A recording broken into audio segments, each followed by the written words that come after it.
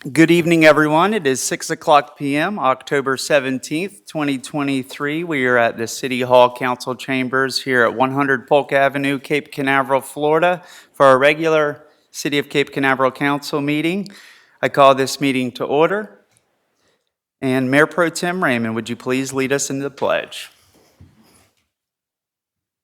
I pledge allegiance to the flag of the United States of America and to the republic for which it stands, one nation, under God, indivisible, with liberty and justice for all. Thank you, and thank you all for being here. City Clerk, would you please call the roll? Councilmember Davis? Here. Councilmember Kellum? Here. Mayor Morrison? Here. Mayor Pro Tem Raymond? Here. Councilmember Willis? Here. Okay. Thank you all for being here tonight. 4 of us are physically present. One of them, Councilmember Kellum, is attending virtually here with us tonight. And again, thank you all, and thank you all from the public and city staff who helped put this meeting together. This time, we're going to go ahead and move to the approval of agenda as written or with amendments. Council, any changes that we want to make to this agenda? And Councilmember Kellum, if it's okay, I'd like to just confirm with you on a few of these.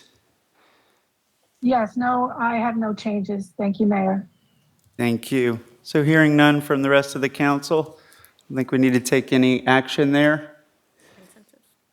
Okay, good deal. Moving on to the presentations and interviews portion of the meeting.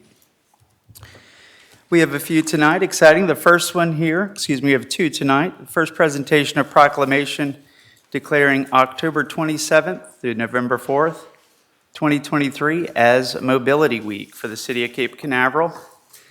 And this time I'll go ahead and go down to the front. I believe we have Ms. Georgiana Gillette here, Executive Director. Thank you so much with the Space Coast Transportation Planning Organization.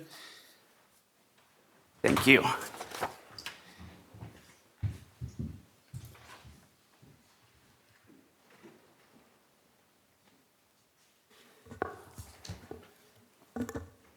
Okay. This is an official proclamation, the City of Cape Canaveral, Florida. Whereas Mobility Week is a cooperative effort by the Florida Department of Transportation and its partner agencies to promote awareness of safe multimodal transportation choices by hosting an annual collection of outreach events.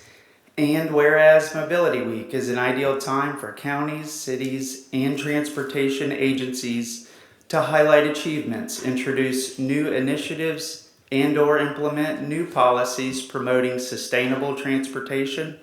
And whereas Mobility Week is an opportunity for individuals to explore various transportation choices available to them and consider how sustainable travel choices reduce traffic congestion, benefit the environment, and improve community health. And whereas the City of Cape Canaveral, as a part of its vision statement, seeks to create an inclusive beachside community that promotes safe, sensible mobility with an emphasis on pedestrian needs through a commitment to future-ready essential civic services and quality of life amenities. And whereas Mobility Week is consistent with the City of Cape Canaveral's key priorities of a healthy, sustainable, and vibrant multimodal community, dedication to Vision Zero and forward-thinking integrity, collaboration. And whereas the City of Cape Canaveral supports Mobility Week by hosting and participating in transportation events such as Friday Fest plus Mobility Week. Now therefore I, Wes Morrison, Mayor of the City of Cape Canaveral, Brevard County, Florida, hereby do proclaim the week of October 27th through November 4th, 2023 as Mobility Week in the City of Cape Canaveral, and encourage all citizens to explore transportation options available to them and to participate in Mobility Week's event signed and sealed the 17th day of October 2023. So, thank you. Georgiana, Ms. Gillette, please. Thank you. sir. If you'd like to say a few words. Well, I just want to thank you for this honor.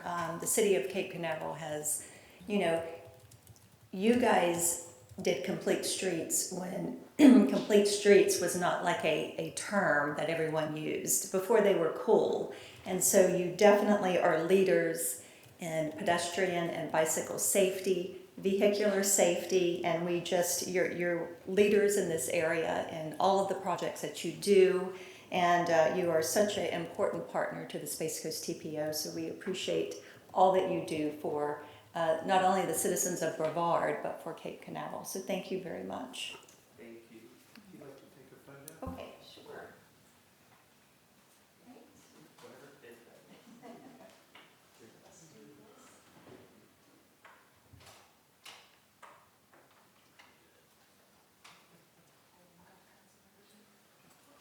Thank you so much. Appreciate it.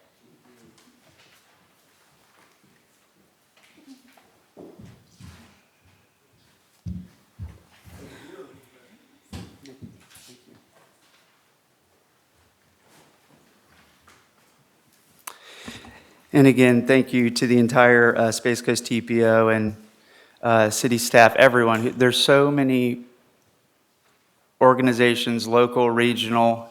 The city of Cape Canaveral has put forth some local neighborhood focus committees, and it's amazing. Some of the simple things that we want, a lot of hands are working to make it and do it right. So thank you very much. I look forward to seeing where this city goes with mobility and already seeing so much progress. The next item here that we have tonight is a presentation by representatives from the Zonta Club of Melbourne. Hello.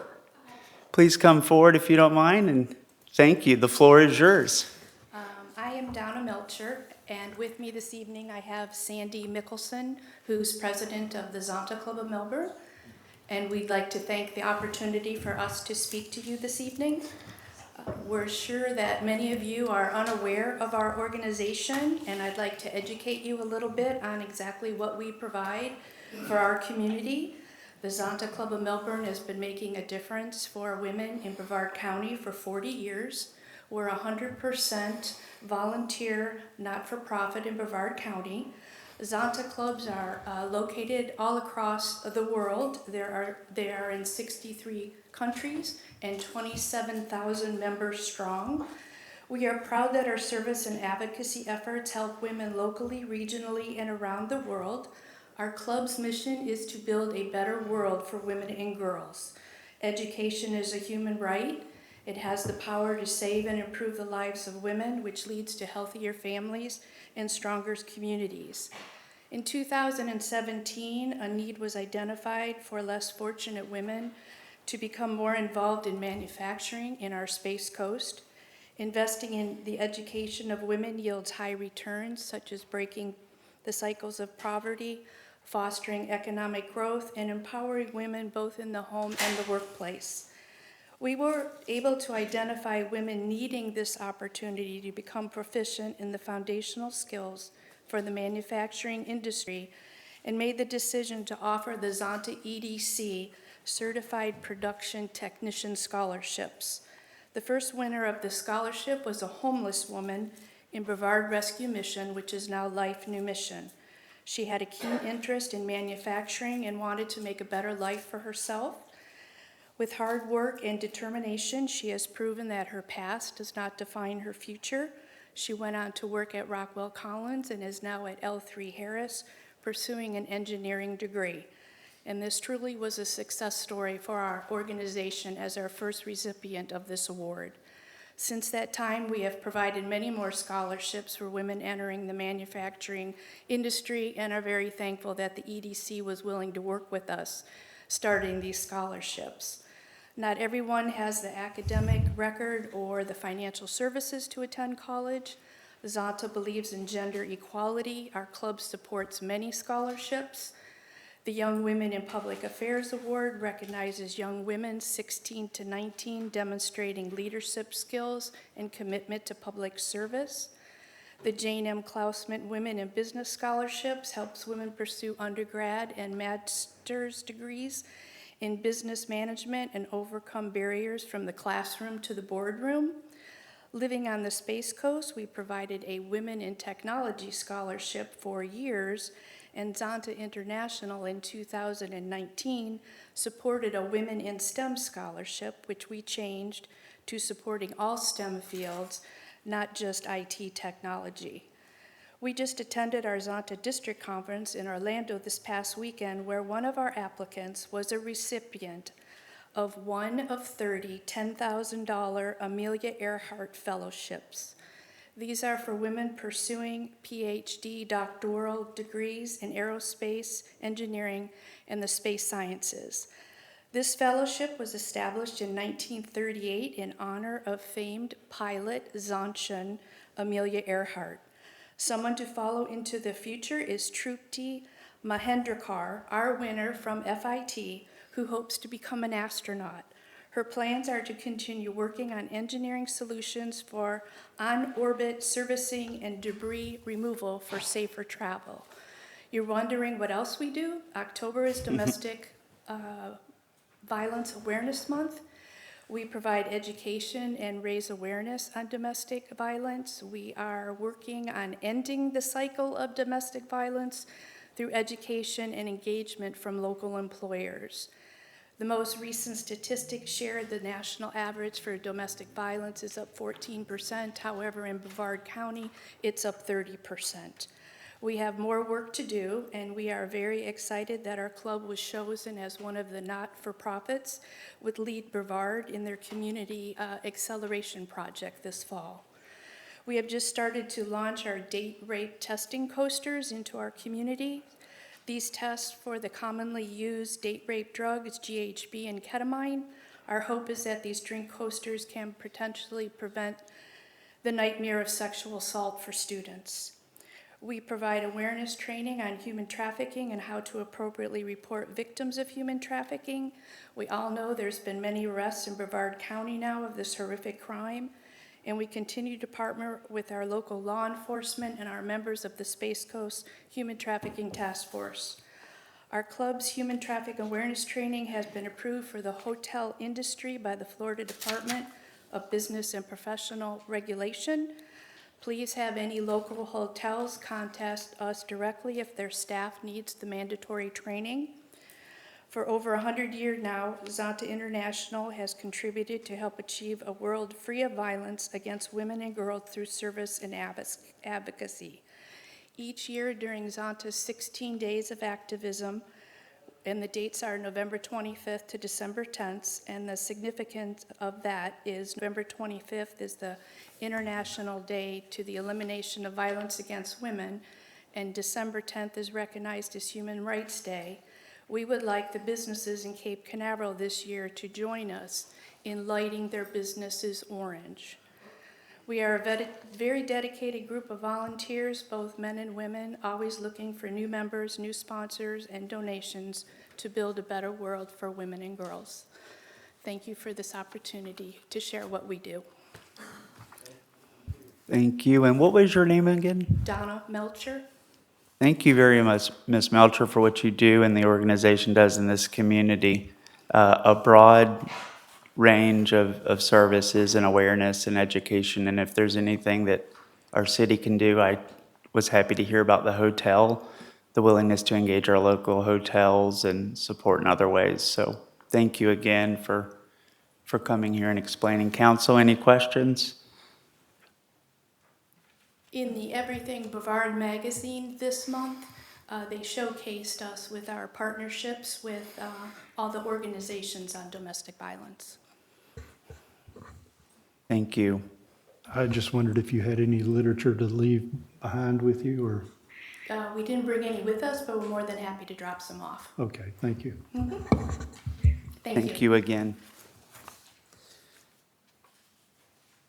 Okay, the final item on our presentation is an interview with applicant for the Planning and Zoning Board, Mr. Daniel Sharp.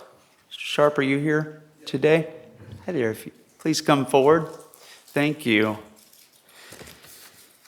City Attorney, I believe, before Mr. Sharp begins here, he is interviewing for the Planning and Zoning Board. He's got a few questions for you. Thank you. Hey, good evening, Mr. Sharp. How are you? I'm good. How are you? Fine, thank you.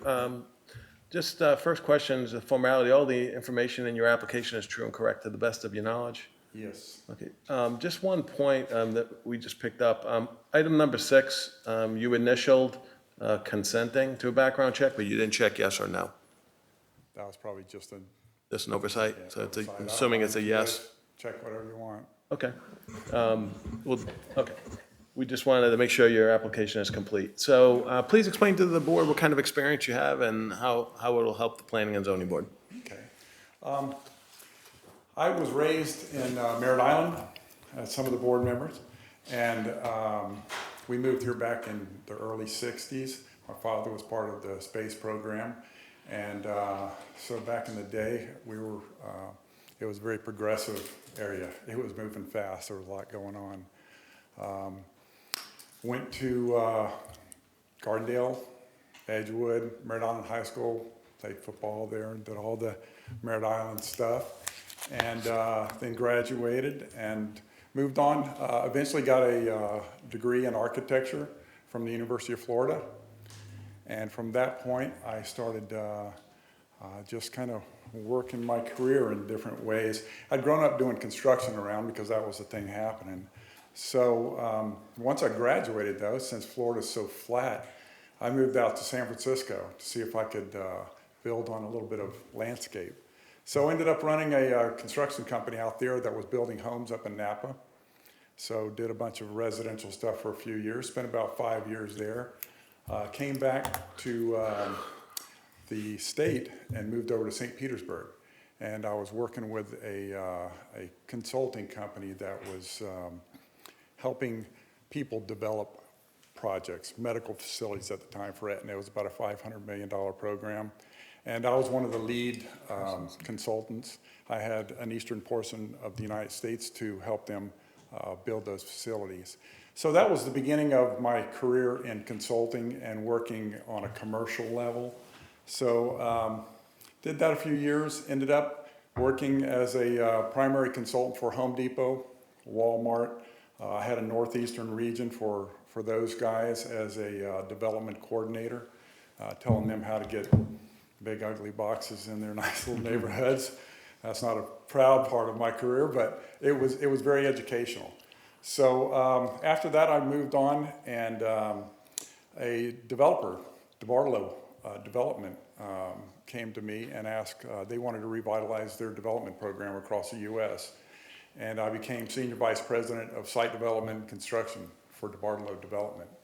And that got me further into the national level of doing development with some mixed use, a lot of open lifestyle centers and things like that, as it was all converting from the interior malls to the outdoor lifestyle centers and various types of commercial mixed use projects. I had the opportunity to be intimately involved in things like that. So did that for a while. Earlier in the career, I'd also worked as a consultant with an architectural engineering and development firm that had offices across the U.S. but not in Florida. So they asked me to open up an engineering and architectural and development company in St. Petersburg. I did that, and then the crash came along in about 2007, 8, 9, through there. And so things slowed down, and I liked getting around, doing different things, having different challenges. So my wife and I decided to go overseas. And as soon as we started looking, she picked up a job in United Arab Emirates. And so what the heck, let's go, I'll figure something out. I had a pretty varied career by that point. So long story short, we ended up going over to Al Ain out in the desert in United Arab Emirates. And I became while she was teaching, I became the vice chairman of a rugby club. And I don't even know how to play rugby yet, but they needed someone that knew about development. and could work with people and negotiate. I was negotiating with the Egyptians who were running the monetary side of this program.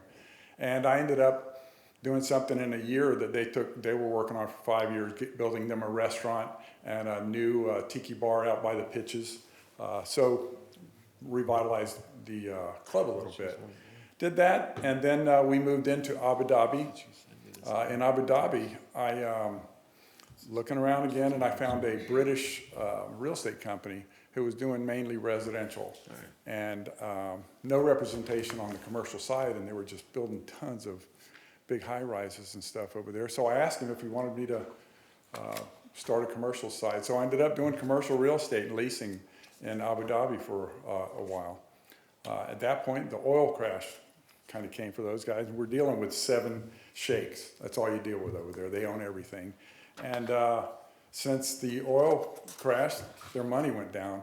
So I was definitely not going to be leasing anything for a while. And my wife and I talked. So she looked around again, because I'm more than willing to follow her at that point. And she found a job in Hanoi, Vietnam. So we went to Vietnam, and while she was teaching, the school that she was with, that's related to Concordia University here, they had just built the school, and they had lost their tails, didn't know what they were doing, but they were expanding. And so they asked if I would build them a new school. So I took it from concept to completion, and had 7 different countries, 6 or 7 different countries involved, from Beijing, China on the concept drawing, to India for interior education planning, Australia, Thailand, and we built a 5-story, 100,000 square foot middle and high school. First one on time and on budget in the country. So that was our latest venture. COVID hit, came back here, bought a house over here in Harbor Estates, and we were there. After about a year, I fixed it up and made an Airbnb, and we went to Monterrey, Mexico for a little while. Found out that that was not the right move. So we came back pretty quickly on that, and we've been here ever since. My wife's teaching at Lewis Carroll, and I do a little bit of consulting, just kind of looking for opportunities right now, and came across Mr. Dickey, and was talking to some people about how the city's progressing. They're looking for things to do to keep moving. And I think it's the right time to be able to be here.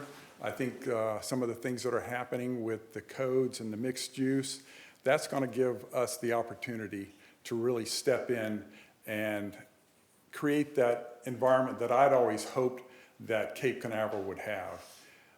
Going back and forth to other countries and seeing all these things and be involved in that type of development of mixed use, commercial, retail, I've seen a lot. I've seen there's a lot of things out there, and if the city's going to progress and get an identity that I think it's always been looking for, a downtown feeling or a space that they can call their social heart, I think I have some experience that I could help in that way. I think I could truly talk to some people that are coming in, maybe sway them certain ways that the city wants it to be done, because I think we know how to do it.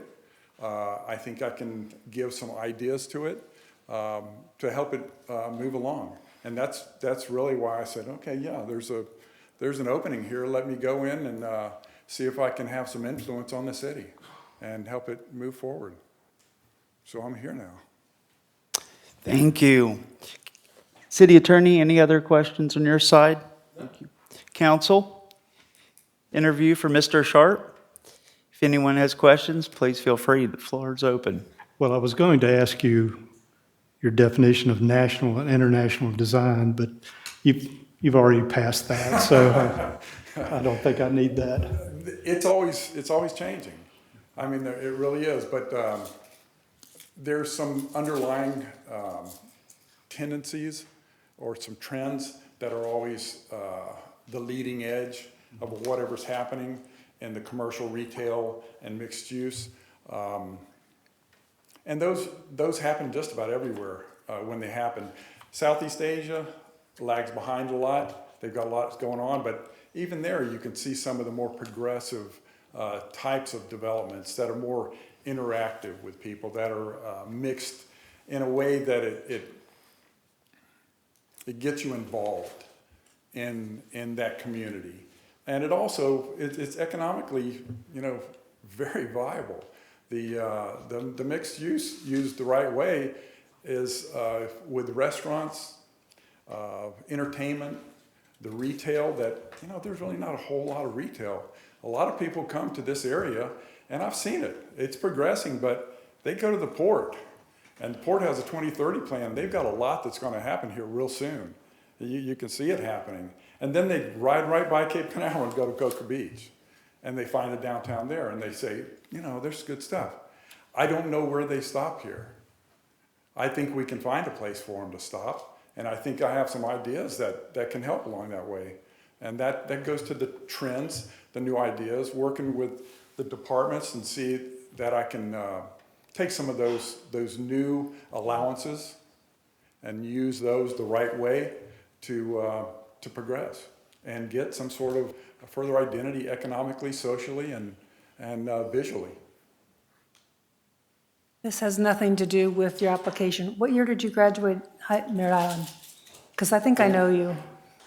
I graduated a year after Sharon, your sister, Okay, and 2 or 3 after Vicky. okay, It's 1976. okay, because I recognize the name. All right. I played football in the Merritt Island back in the day. I knew everybody. Any other questions, council? I'm good. Comments? Mr. May? Yes, Councilmember Kellum, please. Thank you. Hi, hi, thank you, and welcome, Mr. Sharp. You are definitely qualified for this position, and I'm glad that you stepped up. I was listening to what you said about your experience, and I think your outside lifestyle projects is something that's very interesting for our city and our vision of the future and the mixed use properties. So I welcome you, and I also welcome you to Harbor Heights, where we have a lot of mayors, council, and board members in our little neighborhood. So welcome to Harbor Heights, and welcome to the board. Thank you so much. Thank you very much. I appreciate that. And it's a wonderful neighborhood. I just joined there. My wife joined actually the neighborhood group. They've got some presence on Facebook. So looking forward to everything that can happen here and there. Awesome. Thank you. Thank you. Thank you. And again, Mr. Sharp, thank you. Great. I think we're finished. Thank you. Okay. Have a good evening. Thank you. Okay, that concludes the presentation and interviews portion of the meeting. Now, we will go ahead and, thank you, move into the public participation portion of the meeting. If anyone intends to speak, please fill out a speaker card. They're provided in the front if you have not already. I have received a few and provided to our Sergeant at Arms. The officer will be able to get it to us. We allow 3 minutes to speak. At 3 minutes, the light will go green. Once it goes yellow, it's about 30 seconds left, and then we ask that you please wrap up once it goes red. And for those of you who might be listening from home, we just ask that you please raise your hand. I will recognize you and unmute you and allow you to have the same 3 minutes as well. For those of you who are participating virtually, we will do that after the folks who've joined us here today have had a chance to speak. And so at this time, I am going to go ahead and call the speakers up. First one is John Benton.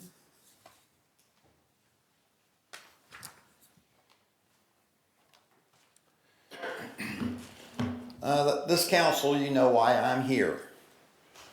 Because a deacon from the Presbyterian Church came in and testified that I lived in a warehouse and there was a cop in the unit next to me, and you didn't know that. And the board member that was on that council that found me guilty, the code board council, she's a Presbyterian up at Cocoa Beach. He's a deacon up here. That's a conflict of interest.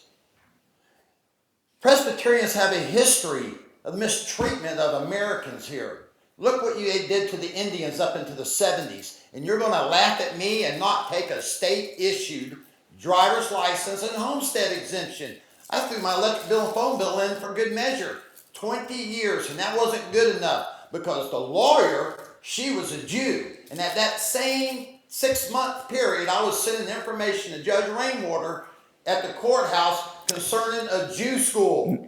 Mr. How they Benton. butchered me in Mr. there. Benton. Yes. I respect your freedom of speech, but if we can stick to the issue at hand. We're sticking to the issue. No It's racism. let me finish. No slanderous, no boisterous comments. If so, we will ask you to leave unless this council disagrees with me. So please, if you don't mind, I see you escalating. You've done this in the past. Please keep your I'm not doing comments. anything you haven't done. Thank you. The floor is yours. And please, if you go over, that's fine. I know I took up some of your time. Go ahead. Look, man, you didn't give me a code reduction hearing. You didn't let me defend myself in that meeting. You got board members on here that was the president of the St. Vincent's de Paul. I bet that person doesn't laugh and mock and taunt someone they think is homeless at their church. Why would they do it and let the employees do it here at the city? You've got the guy that caused the problem. I told you who it called on the phone. His middle name is Jude. The lawyer was Jewish. He's Jewish. The mayor's Jewish. City manager got fired for trespassing me. He trespassed me 6 months ago. You didn't fire him. All this is going on. How do I not know this is not, you want to say call this anti-Semitism? I didn't do anything to them. They were, you got 8 Jews there that trespassed me. That's awful, man. Look at what you're doing. They're bringing their war over here now. You don't laugh at somebody you think is homeless. You took my money. You wouldn't even let me defend myself in that meeting or an appeal. And remember again, driver's license and electric bill issued by the state. Not good enough. What do I need? A Star of David stamped on my head? Maybe that stupid hat? You don't do that to your Christians at your church. Mistreat them and laugh and mock at them, do you? I'm not a Christian, man. I'm proud of that. I'm an American. You don't have anything to say, do you? Your time's up. That's what I have to say. Thank you. Okay, the next one.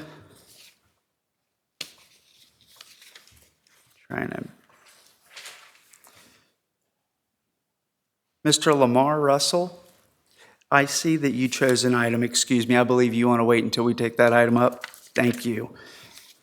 Ms. Peg Schaller, same for you. I believe you want to wait for item number 5, or would you like to speak now? Thank you. Ms. Rozenka, would you like to wait as well? I know some folks would.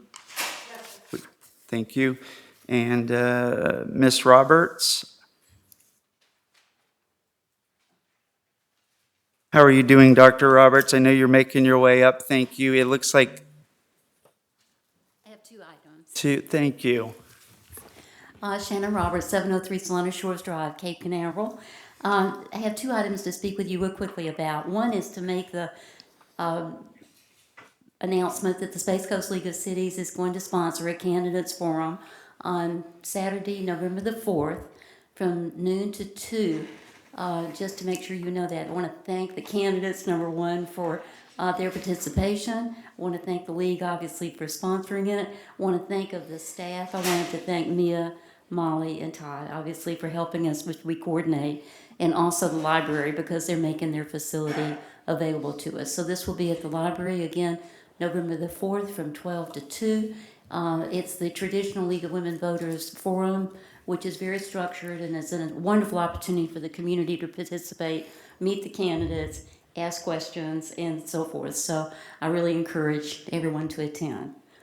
Number 2, this is with regard to access to Night Out and also Friday Fest. I've talked a little bit about Friday Fest access issues before for those that are walking, needing parking, and so forth. But this also is building off of that because of Night Out. with great positive intent, wanted to participate in Night Out, but in the course of it, even getting there early, found myself, and I have talked to Corporal Rusciuto and the precinct about this, there was a tremendous amount of difficulty in finding parking. Certainly handicap was absolutely, I got there early too, it was all taken up. There was just no way to get close to the venue. So I'm just mentioning that, and I ended up walking, I think I saw a couple of you there, but when you get to the setup, because of the way I think things have been reconfigured around the community center, access is very difficult. There's not walkability like there used to be with the clay foundation, in the old ball field. So they've got grass now, which you can't easily maneuver. The lines were so long you could never have stood there. The way the tables had to be set up, they were close to each other. Again, very difficult to participate. I think the precinct anticipated a couple of hundred, and to me, it looked like almost 1,000 people there. It was so popular. It used to be very attractive for our city residents, and now I think because it is such a well-done event, it's appealing to people from outside the city, is my perception. Those of us that don't live in city center, that are on the northwest and northeast, it's difficult to walk there, and I know the Presidential Street residents more than likely are able to walk easily to the location. But because of the difficulty in access for those of us that live outside of that area, access is extremely difficult. Handicapped parking was impossible. I ended up parking at the fire department, walking the whole way. There's not sidewalks there, and it's dark. Thank you. Thank you. And I appreciate those comments, and I have those dates. So it was November 4th from 12:30 to 2 is the candidate forum. Big thanks to the league. We're saying 12 to 2, but you're right, it will formally. 12:30 to 2. Well, I know they always do a good job of posting. It will help get that message out. And thank you again for your comments. National Night Out was an amazing night. Beautiful weather, everything lined up, and I did see some of the issues that you had. Okay.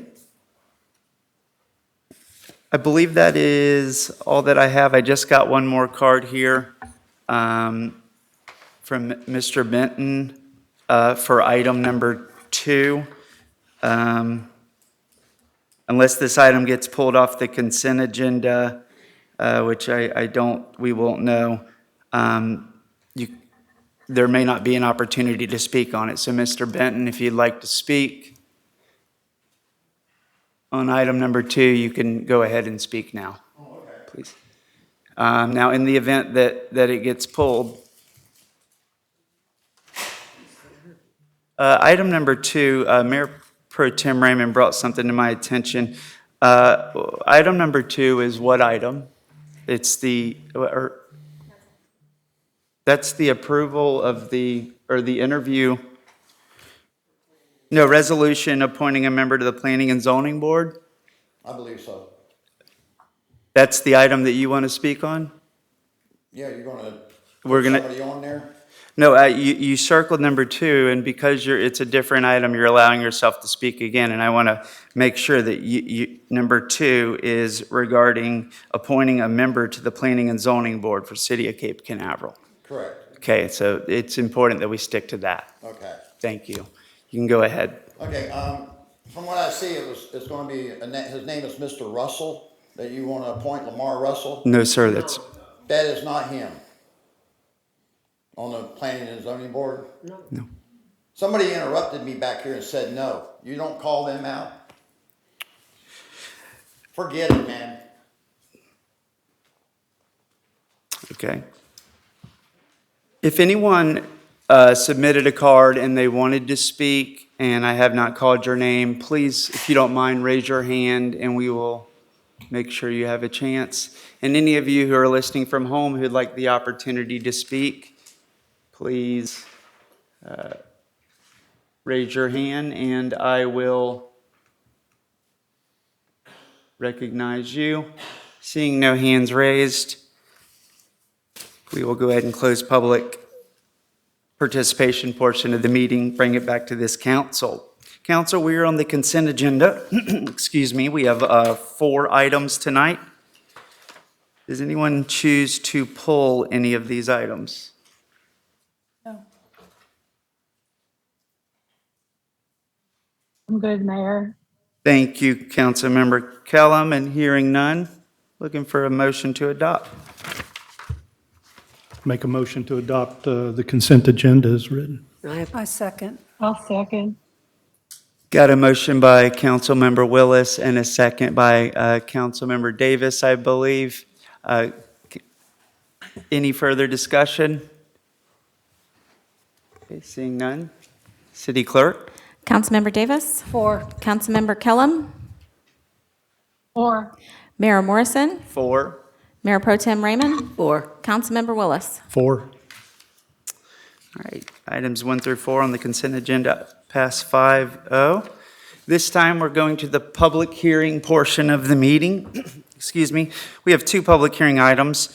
The first one is ordinance number 10-2023. I know that some of you wanted to speak on this. Our city attorney will go ahead and kick us off here, and then we'll go to public comment. Thank you. Okay, ordinance number 10-2023, an ordinance of the City Council of the City of Cape Canaveral, Brevard County, Florida, amending the City of Cape Canaveral comprehensive future land use element by establishing a mixed-use land use category and related objective and policies, providing for the repeal of prior inconsistent ordinances and resolutions, severability, incorporation into the comprehensive plan, and effective date and legal status of the plan amendment. This is a first reading, also called a transmittal hearing. If the council approves this evening, then the ordinance would be transmitted to the state and the reviewing agencies. The city will get back some comments, and then the council at a later date would have an opportunity to have an adoption hearing on this particular ordinance. I don't know if staff was prepared to do a presentation or not. I'm available to answer any questions you have regarding the contents of this ordinance. The Planning and Zoning Board recommended approval. Thank you very much, council. Before we go out to public comment, any questions for city staff? Of course, we can come back to this, but anything we need to clarify up front? Councilmember Kellum, if you don't mind just confirming that you don't have any questions, if you need some time. No, I have no questions at this time. Thank you, Mayor. Thank you. Council, any at this time? Seeing none. City manager, anything you need to clarify before we go to public comment? I could introduce broadly if it helps, Mayor. It would help, thank Sure. you. Planning and Zoning Board did a terrific job on this, as well as staff. The mixed use has been talked about in the city of Cape Canaveral since 2009 in the first vision session and several times throughout our history.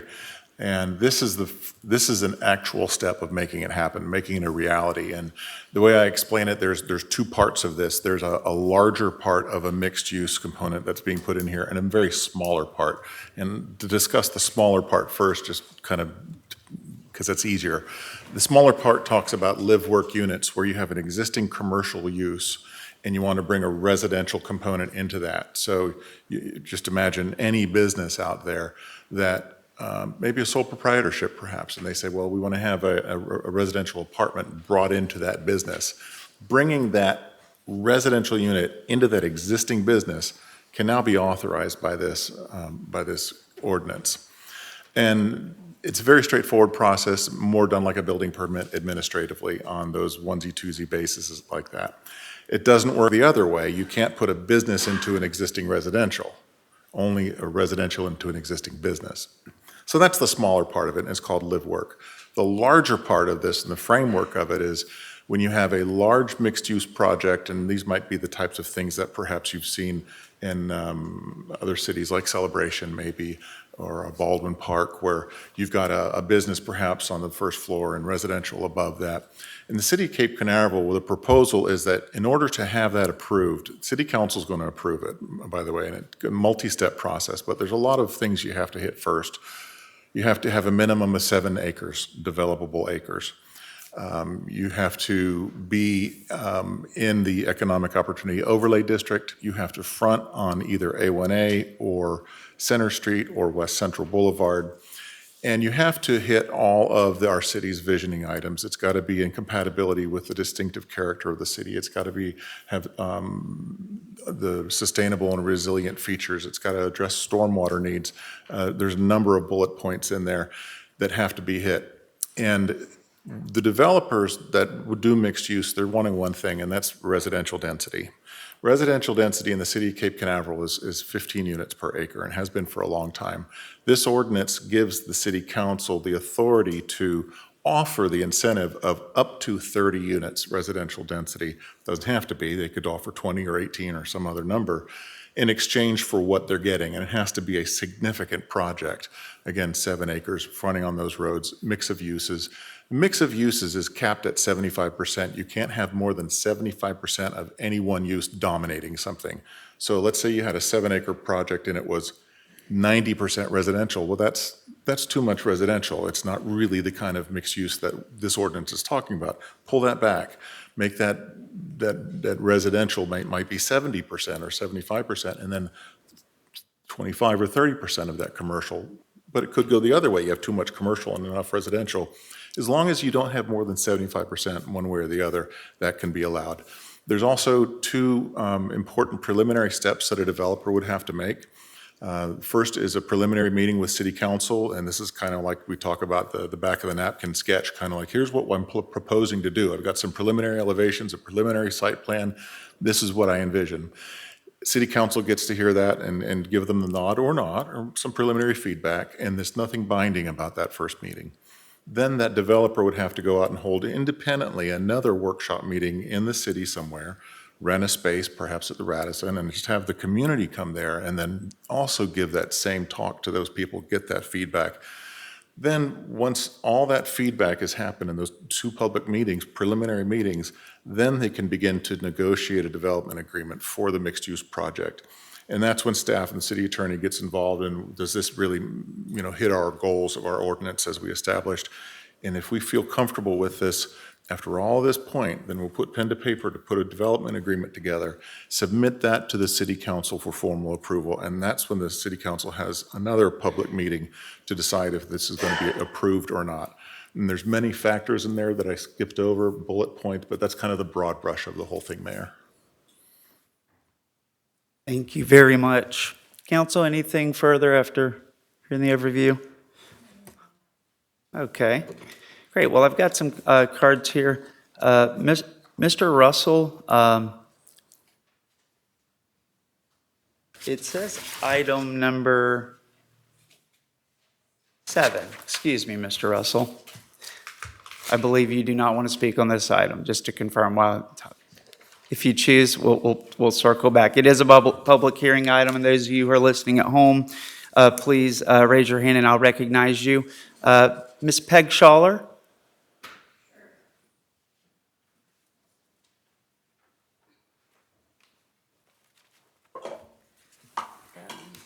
Thank you, City Council, for the opportunity to speak.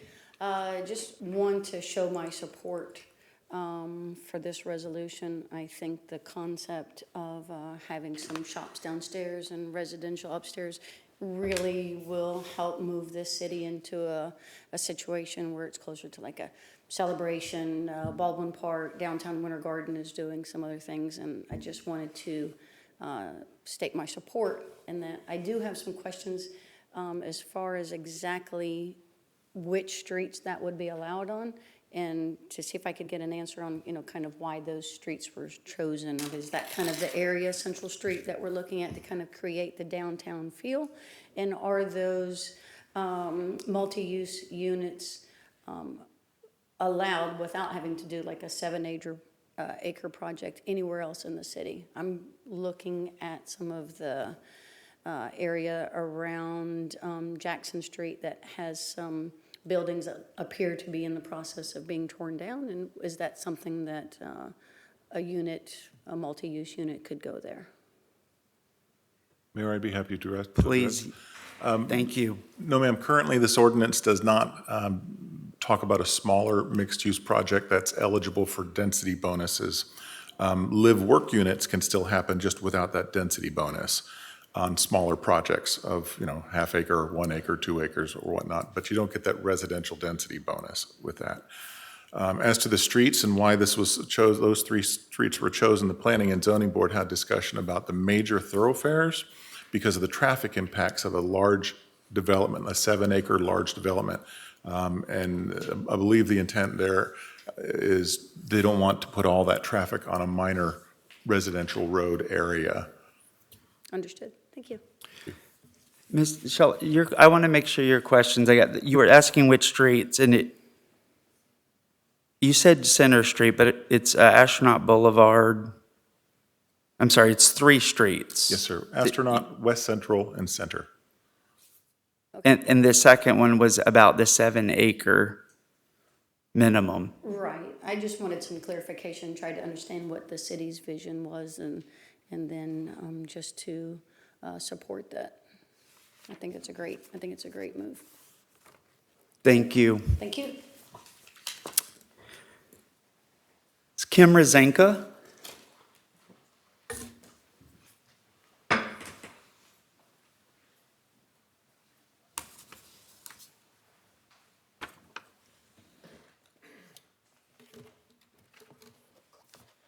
I have a handout, just to make it simple.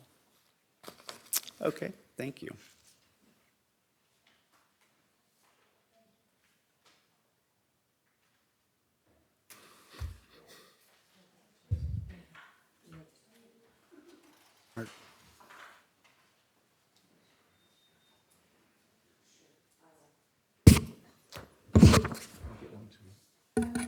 We'll learn.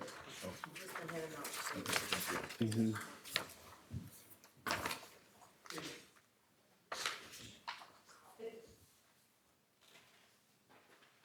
It's just a portion of your agenda, but there's 19 pages to the agenda, so I copied and pasted and highlighted. So again, my name is Kim Rozenka with Lacey Lyon Rozenka in the Rockledge office, 1290 US 1 Rockledge. I'm here on behalf of DG Beach Waves, Inc., who owns property at the western edge of your property, about 1.7 acres.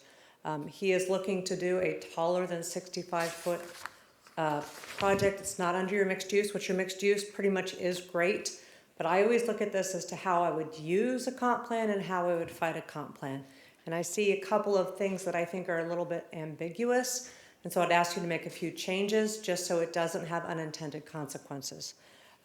This is, again, is just a few pages 6, 7, and 9 of your agenda packet. But then I also included section 110-624 building height from your city code and highlighted number 1C. Again, I just want to bring 2 concerns to your attention. First is you have 9 policies under objective LU-18A. 6 of them specifically mention MXU or mixed use, 3 do not.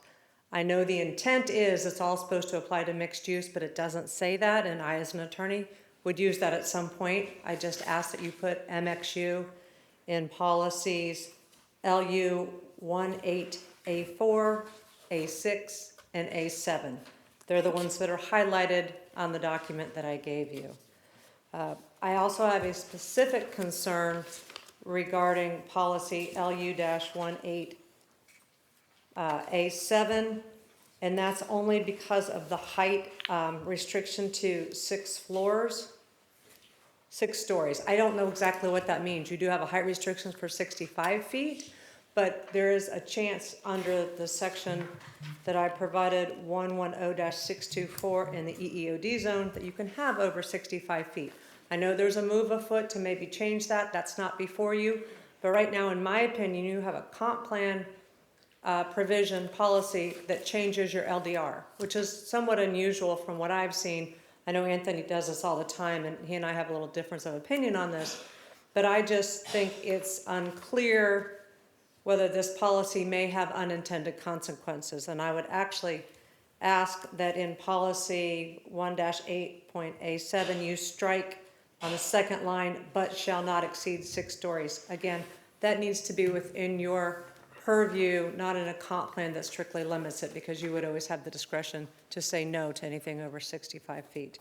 And with that, I ask that you adopt it. I think it is great. It's good to have the mixed use. We've been looking for that for a while. I have at least 1 client interested in it, and I'd ask you to consider my changes. Thank you for your time.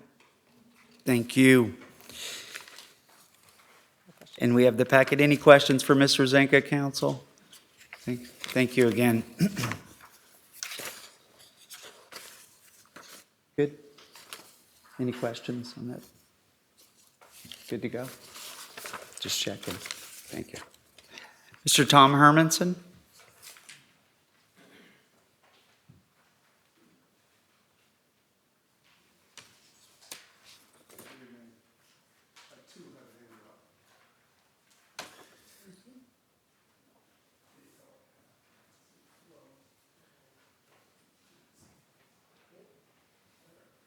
Thank you.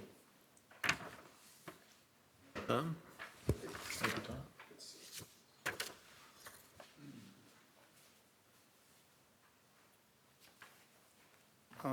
Good evening, Tom Hermanson, 400 Serendipity Lane, Merritt Island, Florida.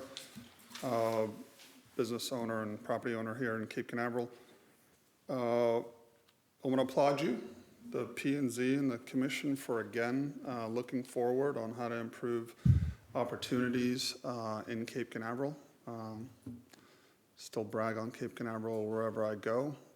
Participated in the visioning session many years ago, and I've been a cheerleader all along for all the developments that have come forward based on the foresight of the commission and previous commissions to allow smart development in the city. And this is following suit, as Mr. Morley pointed out. The mixed-use ordinance has been some time in coming, and I'm glad that it's here. More flexibility will create additional opportunities for private landowners in the city to bring projects forward that will continue to improve the economic base here in Cape Canaveral. I came late. Unfortunately, I missed the P&Z meetings. I did pick up on this only a few days ago. I did want to point out just a couple of observations. I've said this to many of you before and at different meetings. More flexibility obviously engenders additional development. Two comments that I have specifically, the first one being the limitation to the 3 streets. I would ask that you, when you consider the ordinance, that you also look to North Atlantic Avenue. I'm a partner in a number of commercial properties along A1A and know the city pretty well. And assembling a net 7 acres for development to utilize this ordinance is going to be very challenging. In the north end, call it north of the Cumberland Farms, everything's pretty much spoken for on A1A. You've got the hotels on the east and west, as well as the NSL, the buildings at 8550, and those are fairly well built up, and you'd be hard pressed to find the economic rationale for tearing any of that down. Kind of south of Cumberland Farms, through the south end of town, you have the unfortunate historic situation where you have commercial fronting on A1A with residential right behind it. So I as a developer, you're going to be hard pressed to find an opportunity along A1A to assemble a net 7 acres.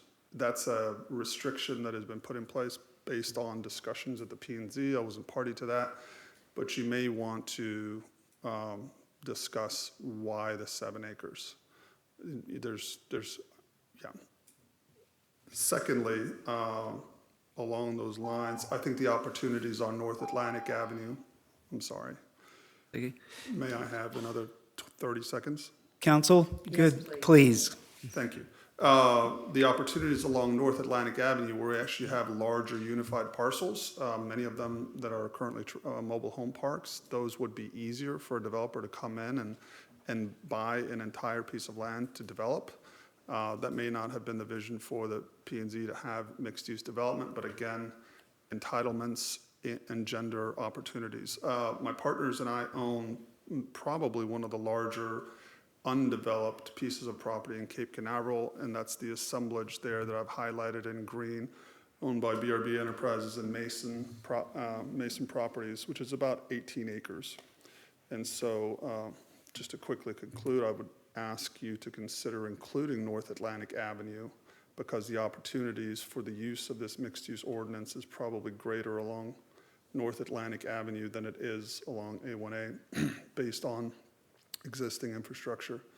Ours in particular is one that I've discussed with city staff previously, that in the future there may be an opportunity to do a mixed-use residential, commercial development there on the north end, leading, with the 75% being residential apartments type developments. No plans in process, but if the development rights are there, the project may come. Thank you very much for your. Thank you. Yes, Mayor Pro Tem? Question? Are there 7 acres in that area? How many acres So do you have that, right there? inside that green line that I sort of haphazardly drew right before coming to the meeting is just over 18 acres. Okay, thank And you. that's a mix of industrial, commercial, and residential zoning. Land that some of it we've owned for 40 years, and the state and properties there in yellow, we just purchased this summer. Thank you.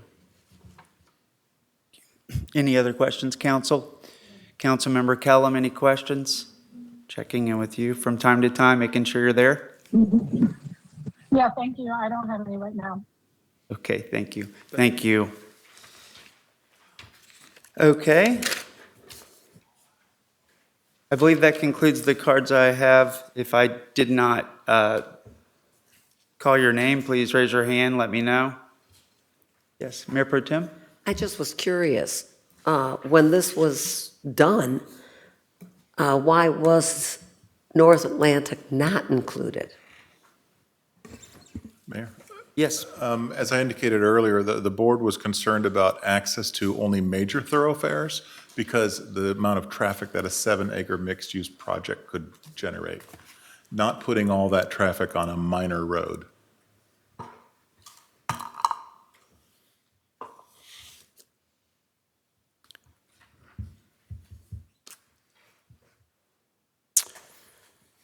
Good. Councilmember Willis? Doesn't mixed use tend to work better near transit? Dave, would you like to speak to that one?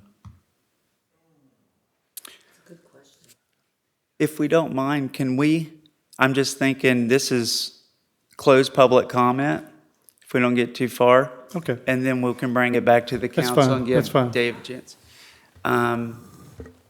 If anyone would like to speak home on this public hearing item and I missed you, please raise your hand. Seeing none, go ahead and close the public hearing item, bring it back to the council. Member Willis's question, I think David's here to help. Thank you. Sure. Yeah, I mean, I think mixed use does work well with transit. I've got a couple thoughts on that. The first is mixed use because it's a mix of uses, residential and commercial retail. There's a certain amount of internal capture that occurs in mixed use. If an owner wants to go down and run down and get a haircut, or wants to go out and get a soda, or whatever the case is, they can walk there in a mixed-use project. And so that's what I mean by internal capture. It's going to capture internally to the project. Otherwise, you would need to get in your car and drive to a convenience store or drive to a barber shop or whatever. So there is a certain amount of internal capture, but yes, as far as transit goes, yeah, I mean, it's a concentration of residential development, or it can be. And so anytime that occurs, yeah, I mean, transit accessibility is important for that. And I also want to just elaborate just a little bit on what Todd mentioned, is that was a big concern with the P&Z board, was the compatibility and how these off-site impacts that potentially could occur with a mixed-use project. These are larger scale projects, and for that purpose, that's why the specific streets were identified as being able to accommodate and handle that type of traffic. That's why it was limited to those streets. So there was some thought that went into that.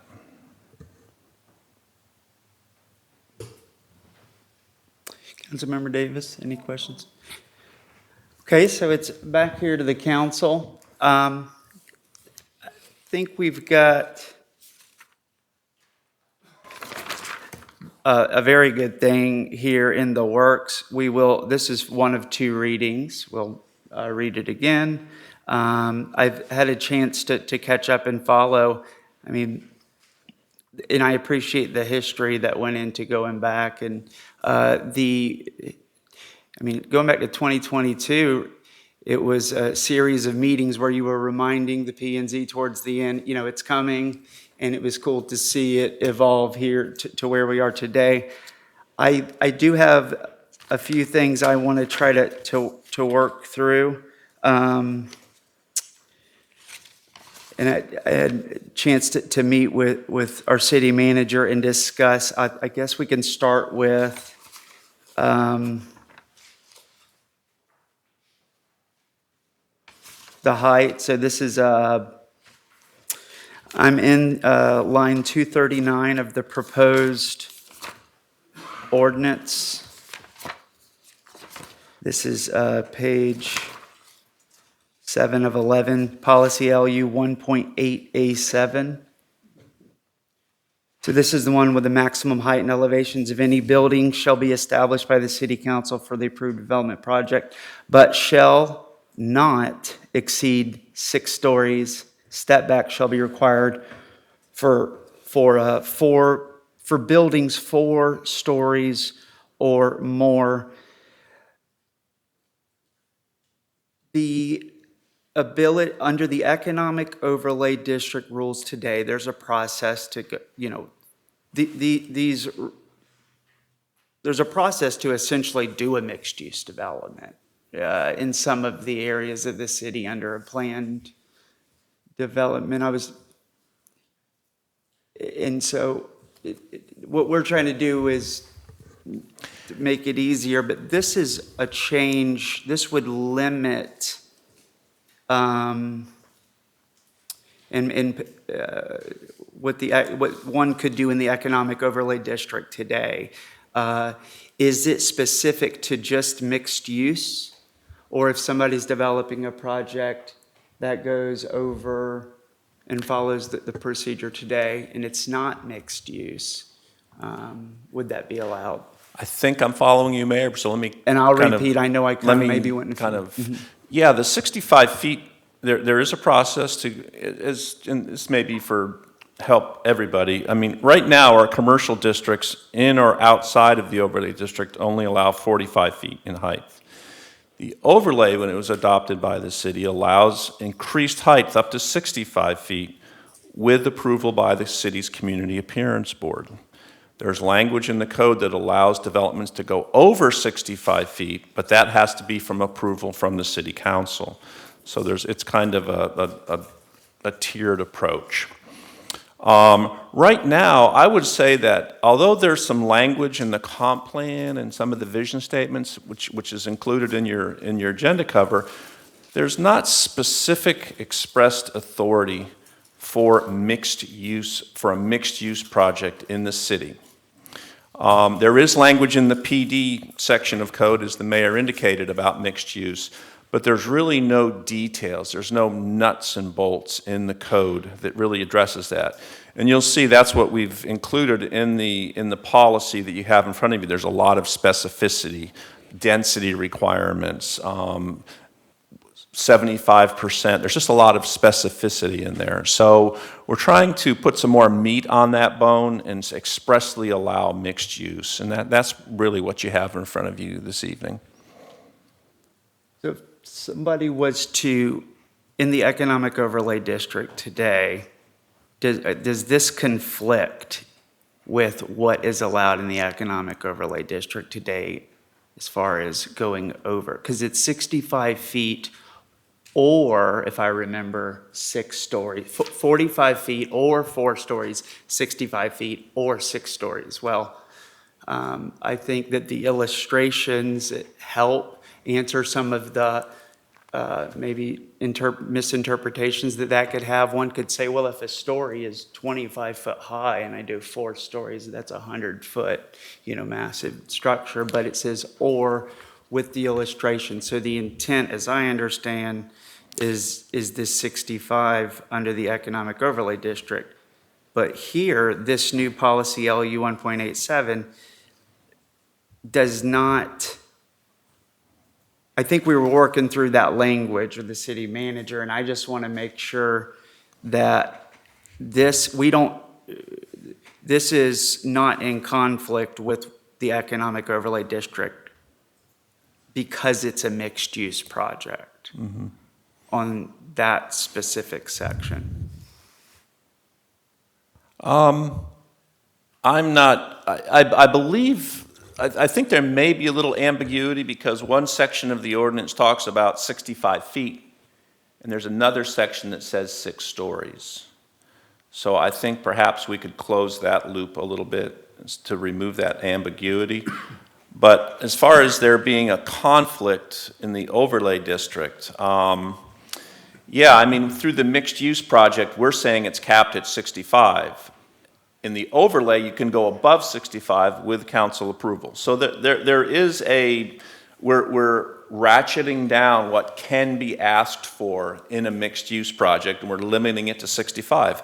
That's staff's recommendation. And that's really in response to, you know, a lot of input that we've been hearing from the community about height and about small town feel.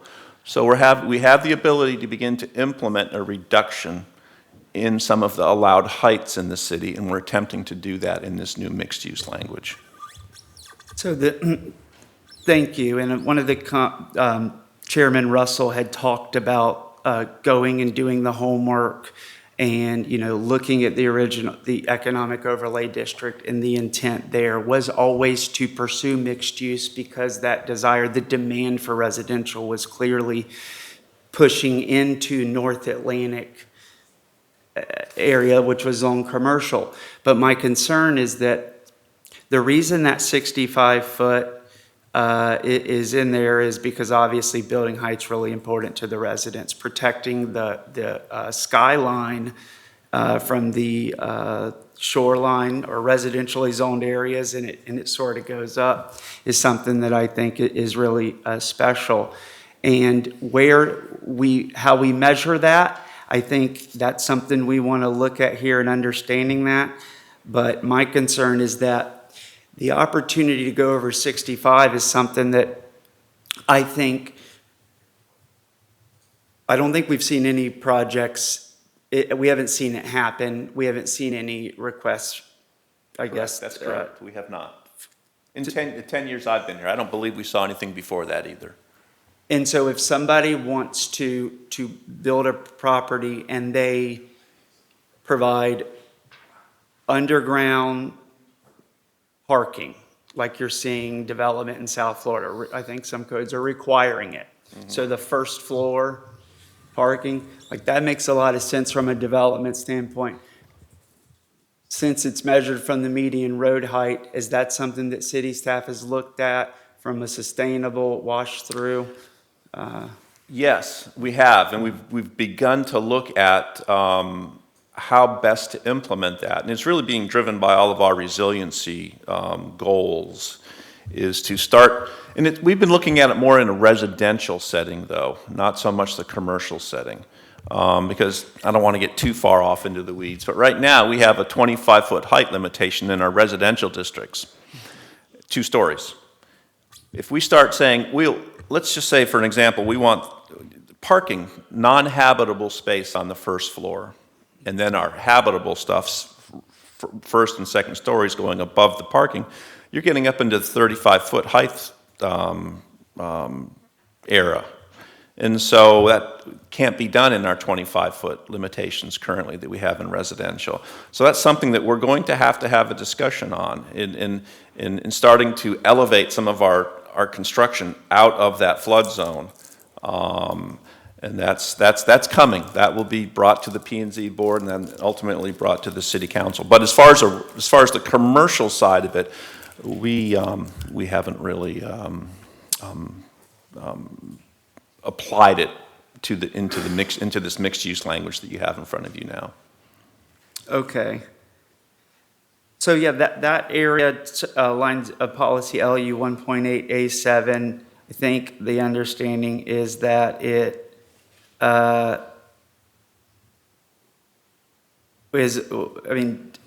silent on the 65 foot would be my concern here, right? That the comp plan. Maybe a better way, I think, Dave, to address the question is, when the P and Z deliberated over this and they made their recommendation, were they aware that in the overlay, heights over 65 feet could be approved by council, but for mixed use, we wanted to stop it at 65, notwithstanding? Yeah, we brought that. That was part of the agenda cover, so that was discussed at the P and Z board. Yes. So it was a deliberate Yes. move to cap it at 65. Yeah, and frankly, I mean, let's just play all of our cards here.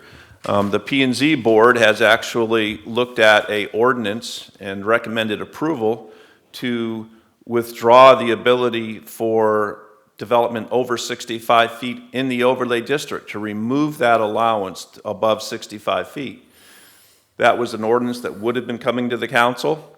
However, Senate Bill 250 put a stop to that, and as the council recalls, Senate Bill 250 does not allow the cities within 100 miles of the landfall of, I can't recall the hurricane, it was just a little bit south of us, to, we can't basically adopt policy that would further restrict development. And so we put a— For 2 years. For 2 years.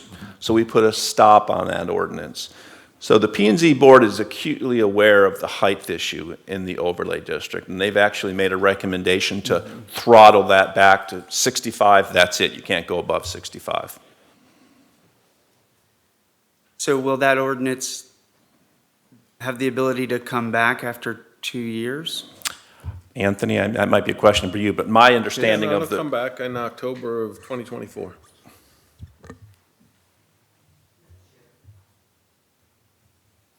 Okay, so state statutes stop, because P and Z voted on that and made a recommendation for us to adopt that ordinance, and when this hit. Yes, sir. Okay, wow. But because we did not have this mixed-use ordinance, it's not taking away a right. It's introducing a brand-new right capped at 65 feet.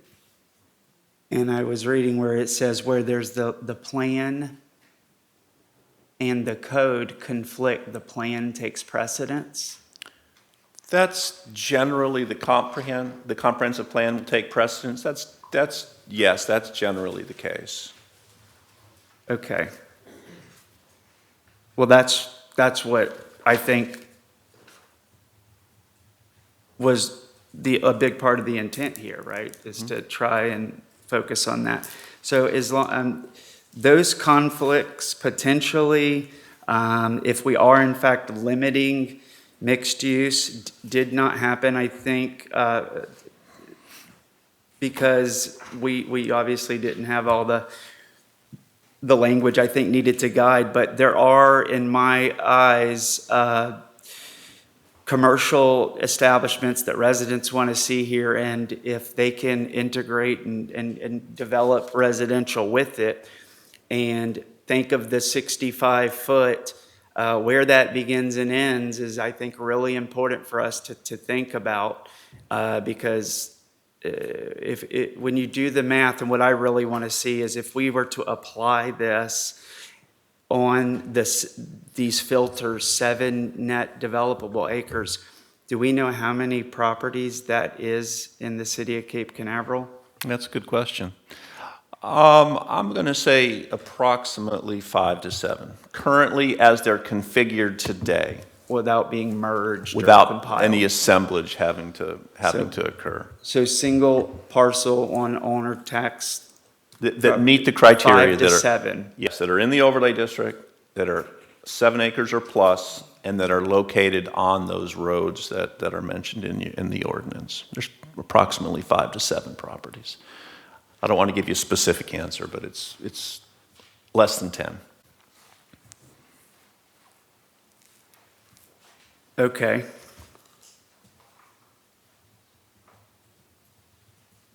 And those properties are there any projects on those properties that have been proposed to the city? That have been proposed, one.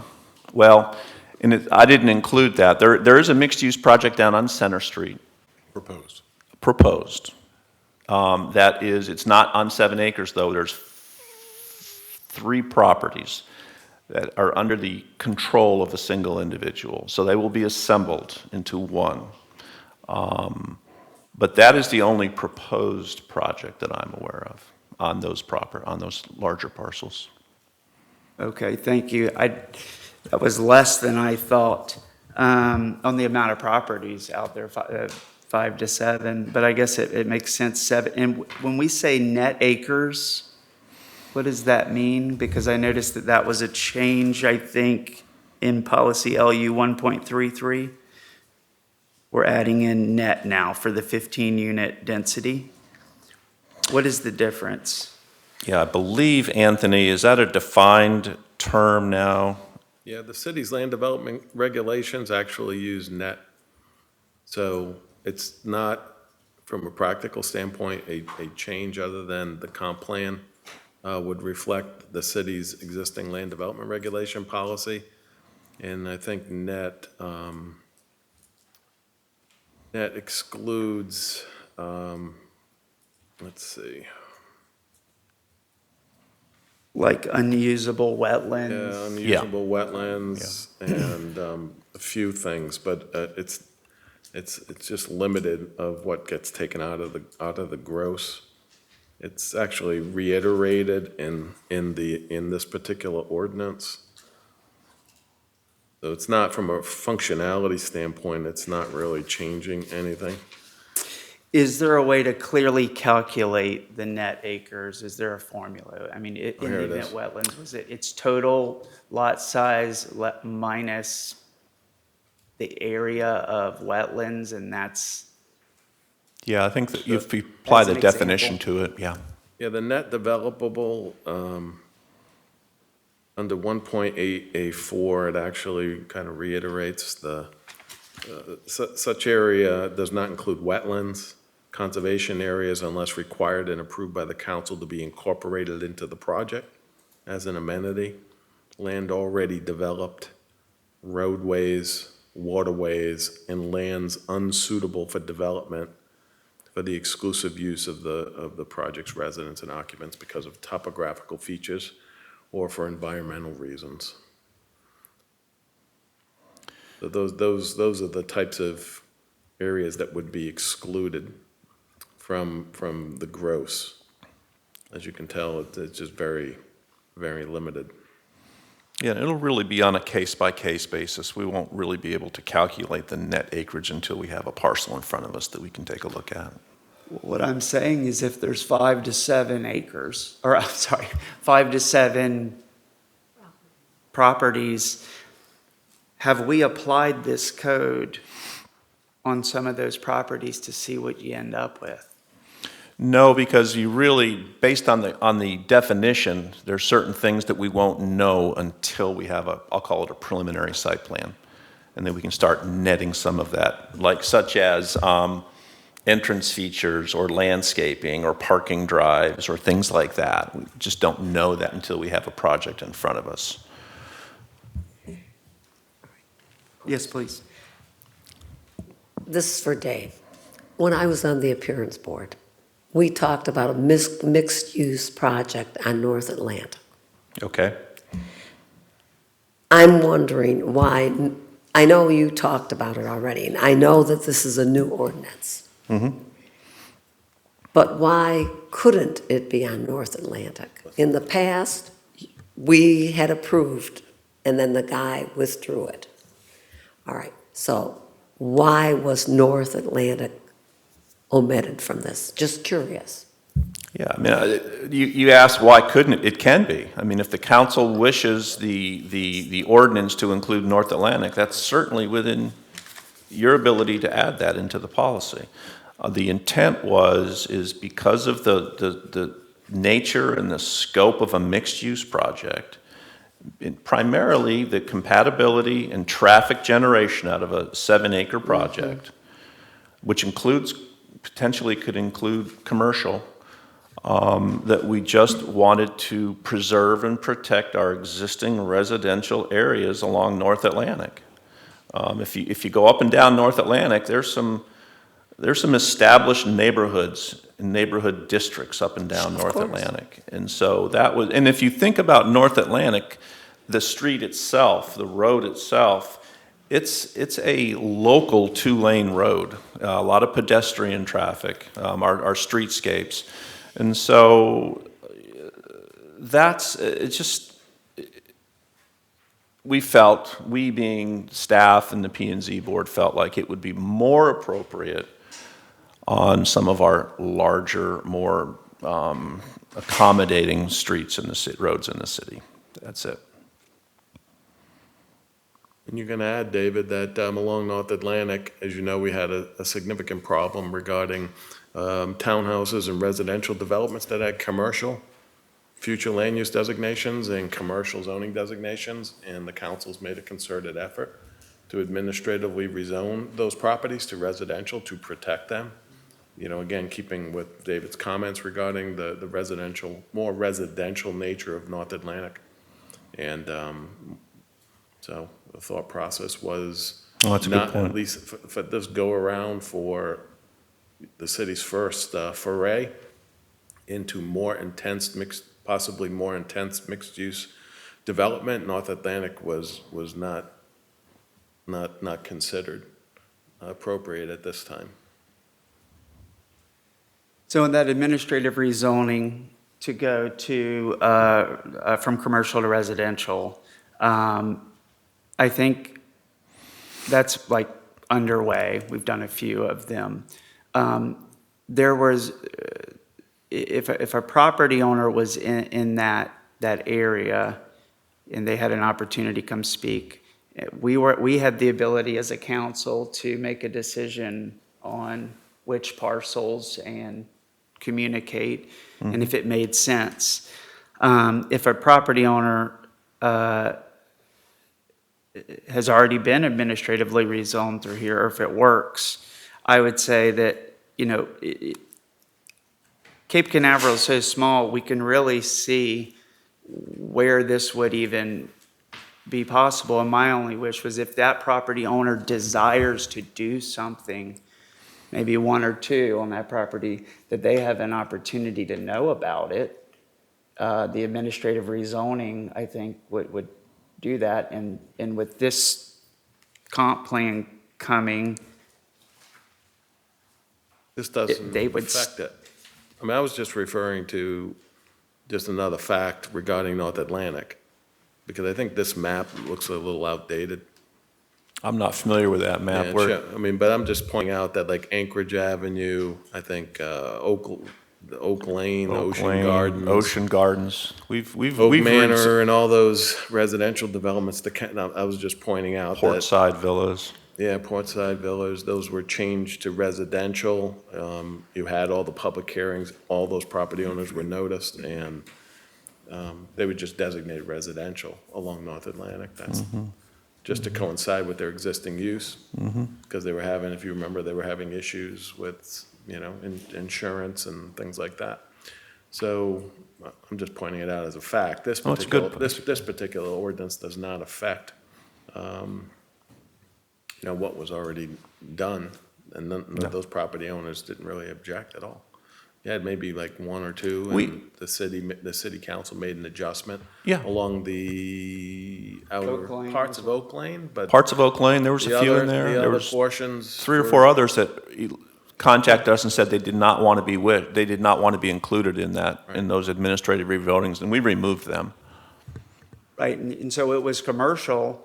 And what it meant is while everyone else was rezoned to residential, those few were able to stay commercial. Correct. And so that's why I'm trying to connect that is in the event that as you're going down North Atlantic, sort of the same approach that we took there, I think, here, because the people around the one who wanted to opt out were okay with it too, because it made sense in that circumstance. So as we're heading, I guess the zoning's heading south. It started in the north. Yeah, generally, we're moving north to south. As a matter of fact, we're bringing the next phase to the P&Z board next month, which will be in front of you in December probably. Okay, I would I think we're gonna have another reading at this, but including North Atlantic would be something that I think we could look at. Just maybe, what I'm trying to say is don't think as much North Atlantic, and recognizing that there's so many of those that, as our city attorney said, that are already developed as residential along there. And so what does that leave? Well, it leaves intersections, North Atlantic, Central, and properties as you get closer to the industrial area that might make sense to do a very nice mixed-use development. And so with only 5 to 7 properties available citywide out on A1A, which is probably going to be more tourist-focused, if we wanted to think about residents, where the commercial and the residents actually sort of go, and some of the properties that have been there, putting this out there for them too might be something that makes sense. So those are my comments in regards to the building, the height as consistent with the economic overlay district. I think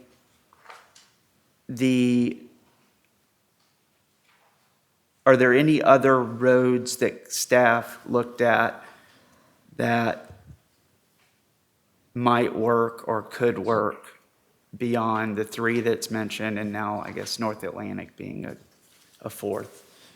Yeah, I mean, I would say we took a comprehensive look at the streets and their characteristics and how they operate, and their classifications. You know, all of our streets in the city have classifications: major arterials, minor arterials, local streets, and so we looked at that, and that really helped us identify what streets we would recommend be considered. So yes, the answer is yes. We did look at all of the streets and felt like the ones that we recommended were similar and could accommodate a kind of that type of a project. But the streets that, like Jackson Avenue, that abut, that would those? Well, if you look at the language in the ordinance, it says that the project has to have frontage. I think it's direct frontage on the street. And so, yes, I mean, if as an example, if a project were going to occur on the east side of A1A along some of the presidential streets, then yes, it's going to incorporate some of our two-lane residential streets. Yes, ma'am. But you also have 7 acres. Well, so one thing that wasn't clear distinction, which I think we just ran into, is the live work and the mixed use 7 net acre large scale. Everything that the bonus for density is something that a small project could not do. Correct. And then the roads that they are on are not limited. So that's how. Well, if the council remembers the ordinance the ordinance in front of you speaking about live work units, there's a paragraph, I can't recall the policy, but towards the end of that paragraph, it talks about how there's going to have to be subsequent land development regulations that the city council considers to implement the live work concept. So that will be a subsequent ordinance that we'll bring to the city, the Planning and Zoning Board, which will ultimately come to the council. But we're going to have to dig a little bit deeper into the live work units, exactly how those operate in the city. But live work is different. The live work provision is different than the mixed use Yes. provision. The live work provision, like David mentioned, would require implementing land development regulations, but live work only would apply in commercial and industrial zoning districts. Yes. Where when the new rules get created, somebody wants a live work space that's complementary to the commercial or industrial use, there's a possibility that they can have that live workspace. But it's not limited. It's not limited to streets. It's No. just No. It would be an additional use in commercial and industrial zoning districts. Correct. And not limited to the overlay district. Correct. No, yeah, and it's just commercial and industrial zoning districts. Right. That's it. It's pretty wide open for live work. Okay, thank you. And so that administrative rezoning there, that kind of comes into play too. I've got a few more little things I'll work with city staff to work through. I know this is one of 2 readings, but yes, I think there are some, I think it goes a little too far in some of the criteria. What I walked away with reading was, wow, council has a ton of control on a parcel by parcel basis. But I was concerned that it might have went a little too far. I'm still working through those. I won't go through them, maybe perhaps one-on-one. It's more of understanding. But that's all I have at this time. Thank you. Council, anything Mr. Mayor? else? Yes, Councilmember Callum. Yes, thank you. I have a couple questions and some comments. In the policy, it says that City Council has the authority on a project-to-project basis by ordinance. To me, I think that maybe the restrictions and the different policies are a little restrictive if we're going to take a case-by-case basis on these mixed-use properties. And my question too is, North Atlantic is kind of from Center Street to the port is a residential area, basically. And that's part of our small town feel. On the north side of Central, there's the mobile home park there. And on the south side, there's that empty lot. Would they be able to do the mixed use developments on both of those properties and not go any further north? Because they would be on Central. Right. In North Atlantic. Yeah, Councilmember Callum, the 2 parcels that you mentioned do meet the proposed criteria for a mixed-use project. They are within the overlay. They do have primary frontage on West Central, and they are both in excess of 7 acres, or can be in excess of 7 acres. So those are 2 of the parcels that 2 of the 5 to 7 that I mentioned earlier. Yes. Okay. And then my other question or comment was, we've been working on this mixed use thing for a while now, and we want to encourage development. Are we being too restrictive with the height requirement and, the setback requirements that eat into the footprint of the projects? I just want to do whatever we can to attract innovative and sustainable projects. Developers that think outside the box. Daniel Sharp talked about outside living projects, which is awesome for our city. So I just want to make it as development friendly, within our codes and all, but not to make it too restrictive. And something I thought about too is, nowadays development and construction has gone up. Well, we know in the city of all the projects that have increased crazy amounts of money. And then the money that it takes for a developer to have money to work with, to borrow money, that has also increased, and interest rates are high and inflation and all that. So I just don't want to over restrict new innovative things for our city by all these codes. And I think that, and there's lots of bullet points and lots of things on what we don't want.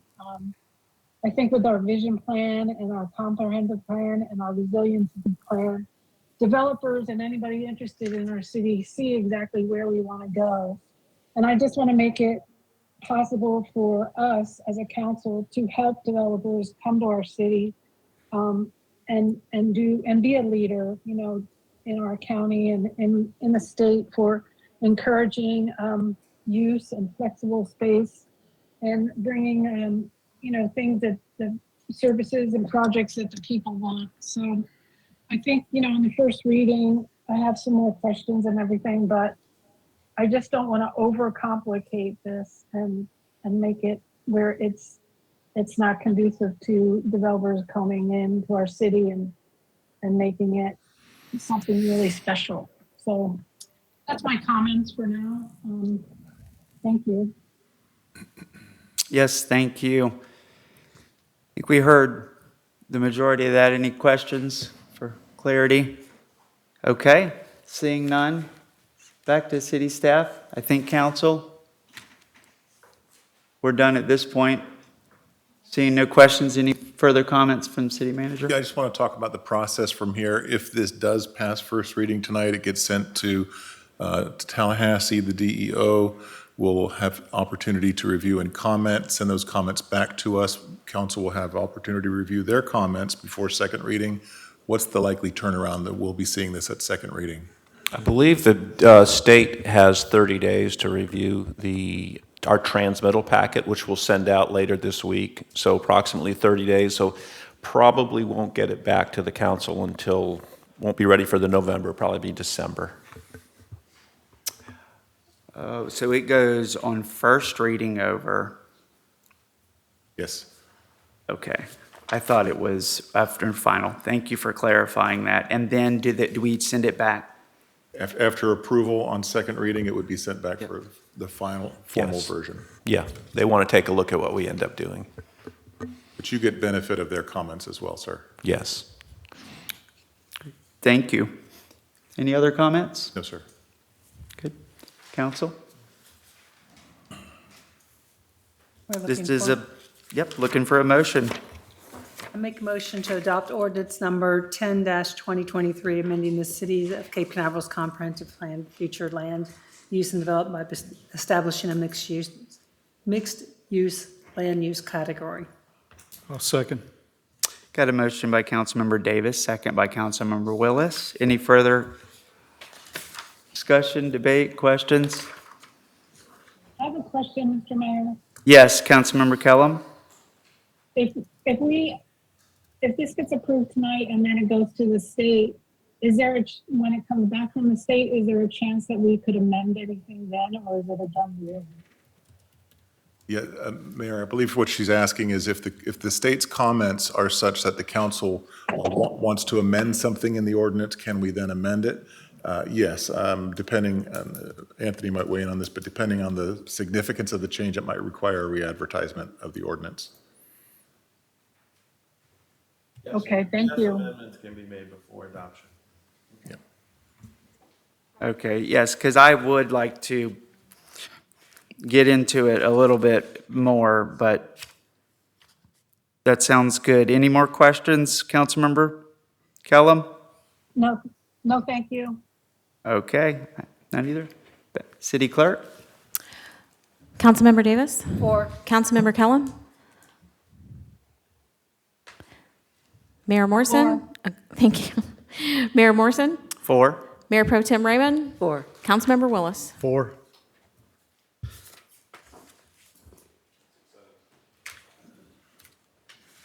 Great, motion passes 5-0 to adopt ordinance number 10-2023 on first reading. Moving on to the second public hearing item here. It's the final one. Number 6, ordinance number 11-2023. City Attorney, whenever. Yep, Ordinance 11, 2023, an ordinance of the City of Cape Canaveral, Brevard County, Florida, adopting amendments to the annual general fund, special revenue funds, agency fund, capital project funds, enterprise funds, and enterprise capital fund budgets for the fiscal year beginning October 1, 2022, and ending September 30, 2023, providing for an effective date. This is first reading of this ordinance. It's the annual exercise of doing a final reconciliation of your prior year's fiscal year budget. Mayor. Thank you. City Manager, any comments or anything from our Finance Director? This is the annual housekeeping ordinance that we do to close out the fiscal year that just ended on September 30th. It closes out all those different funds that we talked about there, trues up the budget in preparation for the audit. And John, is there anything you'd like to add to that? No, that pretty much sums it up. You know, this is really the first step in 3 steps. This reading, then the second ordinance reading, and then of the actual audit that produces the financial statements. So no, that's it, City Manager. That's everything, really. So these numbers will change somewhat because there's, invoices to be processed in the month of October, and then our revenues that have not come in yet to account for. This is the first step in the process, but as of 30 September, this is a reflection of where we're at right now. Just to clarify, it says fiscal year 2023. Is that the 2023-24 or 22-23? 22-23. So this is the budget, not the current. This is the budget just went by. So if I'm just taking the first line item, or third one down, ad valorem taxes, $5,512,589 is, that column is called fiscal year 2023 starting budget. So that is, what is starting, is that the budget we passed before the year started? What line are you looking at, Mayor? He's looking at Exhibit A. Oh, you're looking at Exhibit A. Could you go to the Exhibit? Yes, page 1 of 6, I'm sorry, Exhibit A. Right. That's the beginning of the fiscal year, so October 1st, 2022, and then where we'll end up on September 30th, 2023. So that's what the starting budget would have been that was in the system when we started the year on October 1st. Of 2023. Of 2022. 2022. 22, thank you. So October 2022, that budget we passed, the budget we thought was $5,512,000. That's what we budgeted? That was If the I was to starting, pull- yeah, that was the starting budget. And then the adjustments throughout the year, whether you had, delinquent taxes or anything like that, we're up to 74,166. Yep. So, right now, we're at 5,586,755. So adjustment, basically, parentheses means less came in than we expected. If it's not negative, more. Yeah, that's So sticking on that same line item, the 5,512,589 that came in. So that's saying $74,166 more than we expected, which resulted in the final number. Right, and that's Okay. based on, that could be taxes collected from even the year prior to that, after, when they're settling up these property taxes and what have you, but, yes. So the actual year-to-date budget, the best number that we have today for what happened was $5,586,755. Right. Okay. Right. And we're working on end of month, this is a reflection of what's happening now, and then we'll have another ordinance and we'll go in, and that number probably won't be adjusted much unless something, odd that's come in and, we have to make a journal entry or something for sometime in October. But that's where we're at. Okay, and so the transfers, the 71,000, the very bottom line on the contingency line item, this is my last question. I just want to understand how this reads. So the 302,537 that was the budget we set for a contingency. Right. But we transferred 71,000 out because it's negative, and it looks like 30, I can't tell if that's where it went, but that's the only place a transfer was positive. It went to Parks and Rec and Community Affairs and Legal Services.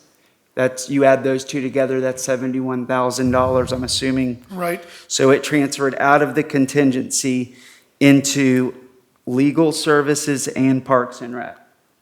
Correct. What I do not understand is if that budget, just take the Parks and Rec and Community Affairs line item. We passed a budget of 1,657,000. So just think 1.6 million is what we passed that we would expect to spend in that department.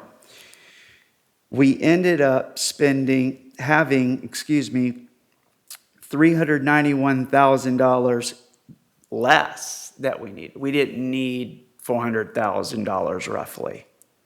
So if we were under budget, why did we transfer money out of the contingency into a budget that had a surplus already? Because at the time that those transfers were needed, there was line items in that budget that were specific that required monies for those specific things. Like, for instance, legal services, say, if you're looking at legal services cumulatively, maybe that had to do with the magistrate who, this is a perfect example, say you had $5,000 or $10,000 in there for the magistrate, but then you had some big legal case come up like, well, I don't know, maybe the Christopher lot split or something like that. I'm just using that as an example. Or if there was something else that came up before the magistrate, and we thought the magistrate would take 5 hours to solve that problem, but it took 32 hours. And what happened with the magistrate's thing is it did run over, so we had to get that line whole, we had to transfer money over into that line item. Things like that happen. Thank you. Yeah, that's a good example too. The legal is a good example. Okay, that's all I have. Council, anything else? Councilmember Kellum? No, I'm good. Okay, thank you very much, John. Ready for a motion? Ready? Let's do it. All right. I move that we approve ordinance number 11-2023. Second. Got a motion by Mayor Pro Tem Raymond, second by Councilmember Davis to approve ordinance number 11, 2023. Any last questions, comment, debate? Mayor, this is a public hearing item. Oh my goodness, thank you very much. Okay. This is a public hearing item. I did not have any cards on this. However, if you choose to speak, please come forward. Thank you very much for the reminder. And those of you listening at home, public hearing item. We are reading ordinance number 11, 2023, adopting amendments to the annual general fund, special revenue funds, agency fund, capital project funds, enterprise capital fund budgets in the fiscal year beginning October 1, 2022 to 2023. Seeing no hands raised online or here, we'll go ahead and close public hearing. We'll go back to the city clerk if there's nothing else. Seeing none, city clerk? Councilmember Davis? 4. Councilmember Kellum? 4. Mayor Morrison? 4. Mayor Pro Tem Raymond? 4. Councilmember Willis? 4. Okay, item number 6, ordinance number 11, 2023 passes 5-0, which brings us to our last item really for action tonight, which item for discussion. Item number 7, which was submitted by Councilmember Willis, discussion item. Councilmember Willis, the floor is yours. Yes, Mr. Mayor. In the summary, in the city council meeting in 2023 regarding a recent lot split application, a point was raised by the applicant. The practice had been established in the city of Cape Canaveral, which was essentially, over the years, many residential lots were developed on divided properties without the requisite approval of such divisions of land in accordance with city code.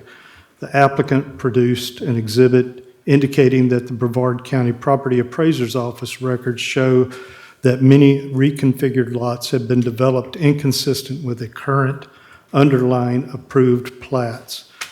Cursory review of the original 1923 Avon by the Sea plat, largely the Presidential Streets area, established most, if not all, lots with a width of 50 feet prior to the City of Cape Canaveral's incorporation on May 16, 1963. The land was under the jurisdictional authority of Brevard County. According to the BCPAO website, many parcels in the presidential streets had already been developed on 50-foot wide lots. Importantly, prior to the city's incorporation, some of the parcels in the presidential streets were also developed on 75-foot wide lots, and many of those lots remain today with the original record plat showing a 50-foot wide lot. Does this mean that Brevard County had no requirement to replat property prior to issuing a development permit for residential construction in the presidential streets prior to the city's incorporation? At some point, zoning codes were approved requiring a minimum residential lot width of 75 feet. This appears to have placed a legally non-compliant status on properties which were already developed on 50-foot wide lots. In 2010, the city adopted a code which clarified the requirement for a lot split. My questions are, is the developed residential 50-foot wide lot in the presidential streets non-compliant because it fails to meet the minimum 75-foot lot width? A, is a developed residential 75-foot wide lot in the presidential streets non-compliant if no replat or other instrument was approved? Number two, if such a presidential streets home were to be destroyed by fire or hurricane and the underlying property, either one, was never replat or lot split, or two, fails to meet the current minimum width requirement, can that home be rebuilt on the existing lot given today's codes? And could this condition impact the ability for owners of those properties to obtain insurance and/or refinancing?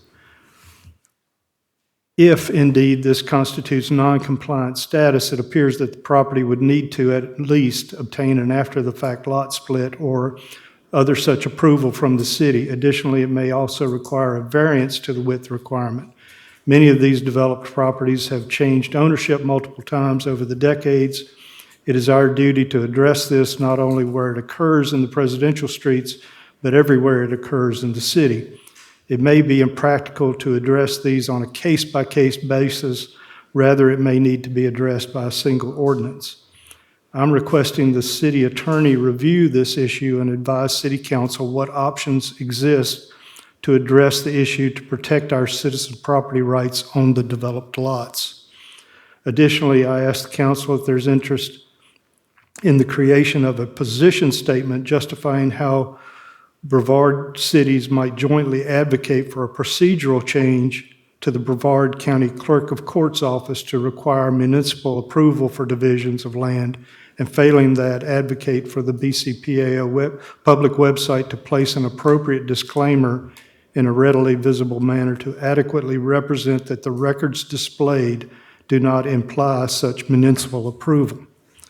And further, my goal in creating such an ordinance would be to remove any impediment or obstacle to current homeowners in these areas, eliminate the requirement of existing homeowners from having to participate in a legal compliance process, and protect the rights of these homeowners to rebuild should some misfortune occur. So I'm asking for staff and the city attorney to see where we need to go here.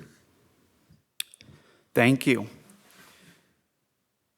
The floor is yours. Do you want to ask those questions now or just do you want with city staff or?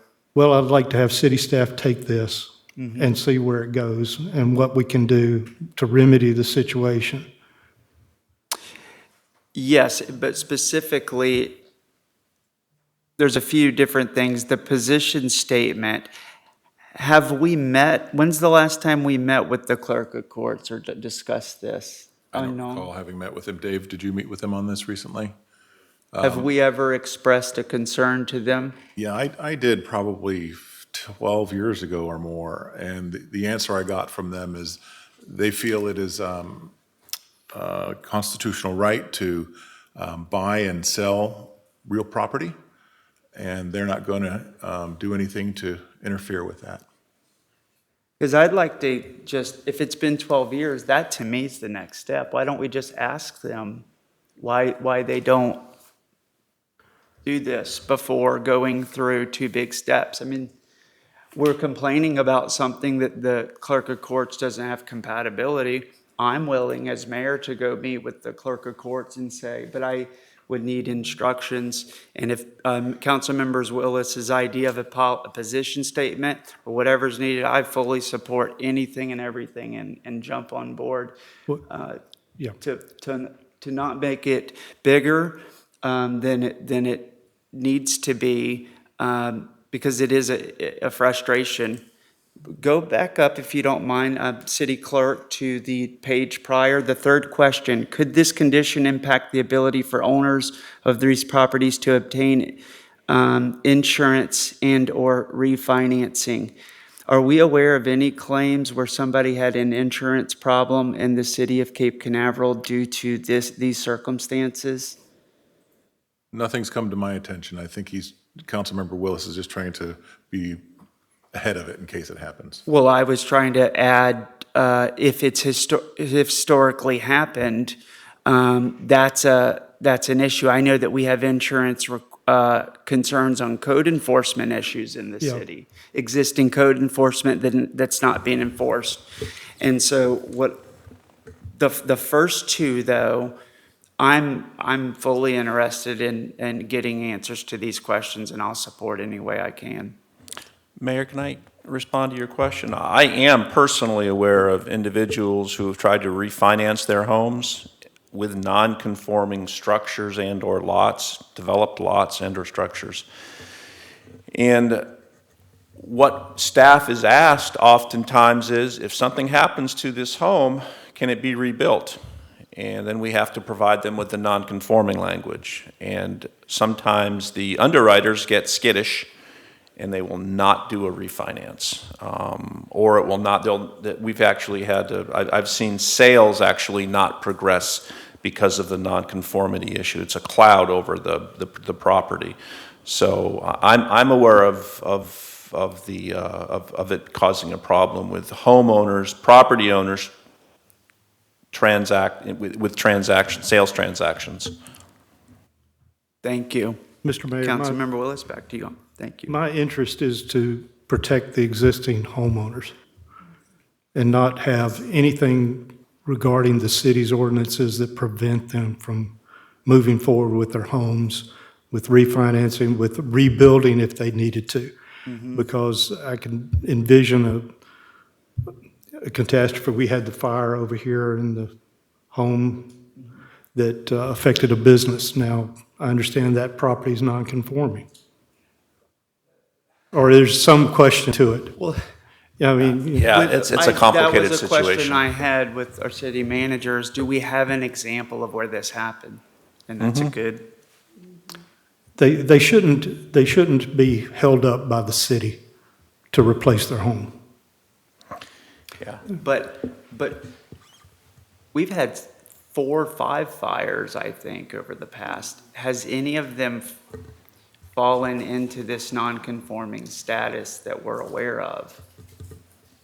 Because in my mind, if we're gonna just be real on what my theory and what would happen would be, if somebody's home business was caught on fire and they lost it, there's no council member up here, or I think anywhere, that's going to stop them from being able to rebuild and follow any variance or procedure necessary to help them rebuild what they had. Yeah, and I think, I know we talk a lot about, we got to do this because if they can't rebuild, they can't finance. And I have not seen examples. Of course, projects don't get financing because hairs on the project or issues. I'm not challenging that. But I think that we've got, we're doing some massive rezoning, some big pushes in the name of this happening. Well, does it happen that way, and has it happened this way? Yeah, I can provide the Is the council. council really going to say you're not going to be able to build? Yeah, I If can that's provide the I can case- provide the council with emails that I've had back and forth with underwriters on folks who have been trying to sell their homes, and they've walked away from the deal. Because any time a individual who wants to, let's say their home is destroyed by a fire, if it's a non-conforming structure, and we're talking about rezonings and variances, and the code talks about special permits. Anytime there's a action needed by the city council or staff, these underwriters get nervous and they walk away from it because it's unknown. Yes, we as staff and you as the council would, of course, approve any of that. But the underwriter sees it as a possible impediment and a possible problem, and they've refused to refi and sign off on sales. And I can provide you with the emails that I've bent over backwards at the staff level, trying to help these homeowners allow for these transactions to occur. And it's very frustrating and upsetting when these underwriters say, no, it relies on a variance, it relies on a special permit. That's too much risk for us. I think we need to try to find a reasonable solution so that this kind of effort isn't required.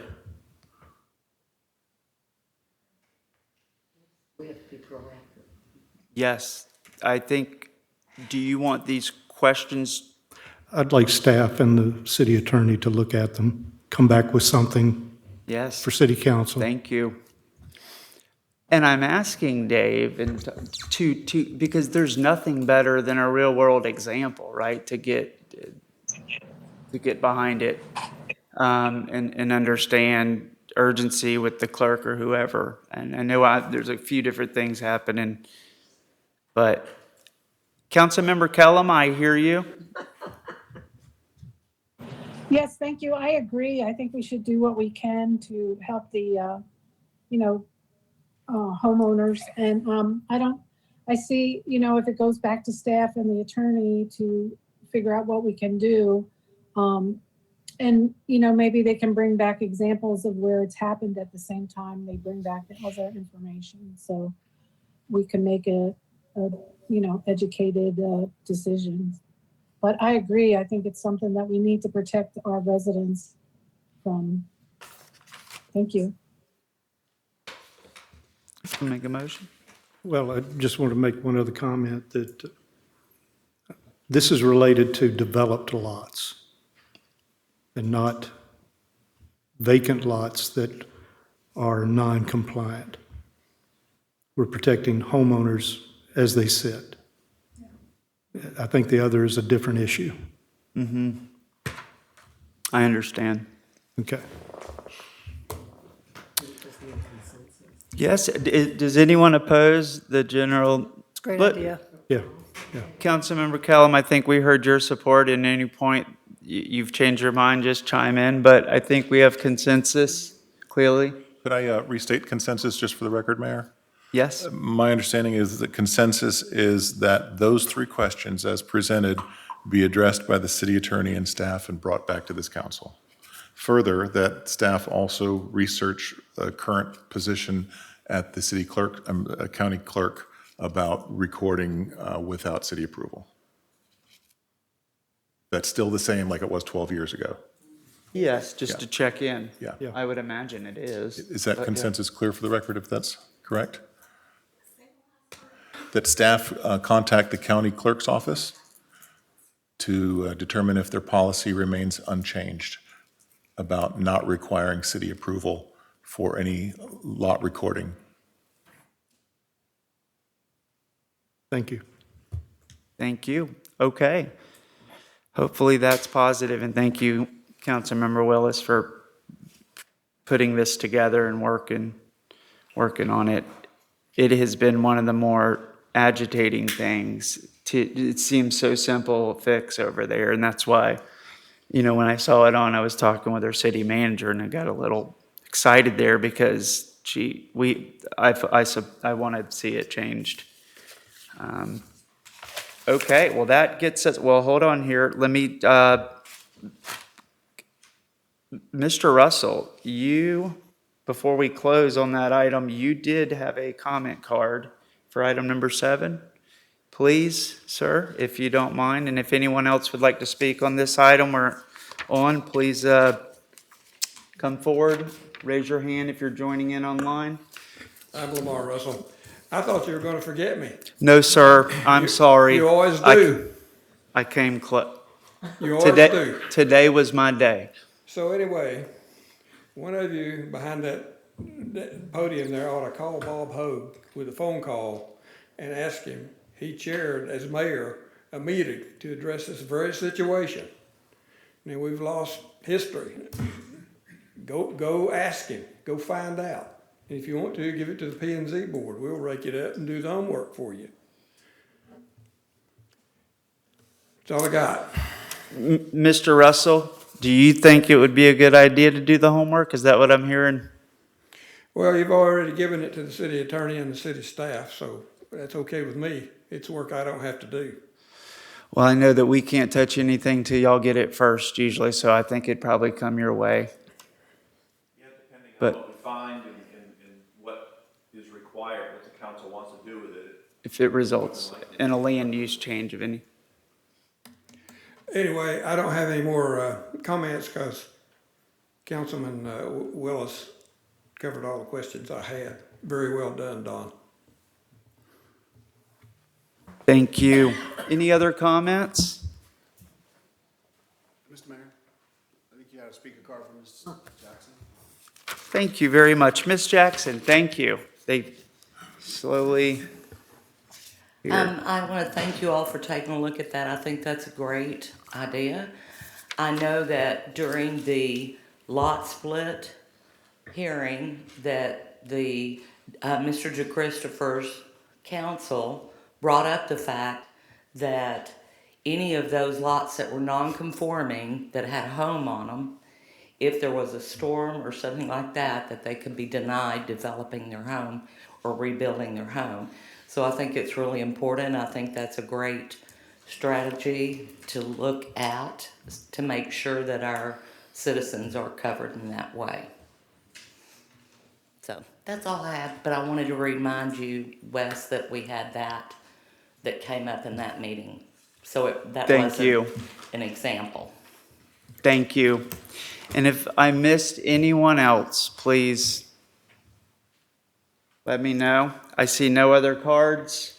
And with that, we'll go ahead and end item number 7 and go to the reports of the meeting. You want to, Mayor Pro Tem? I have to apologize. I do have a little item.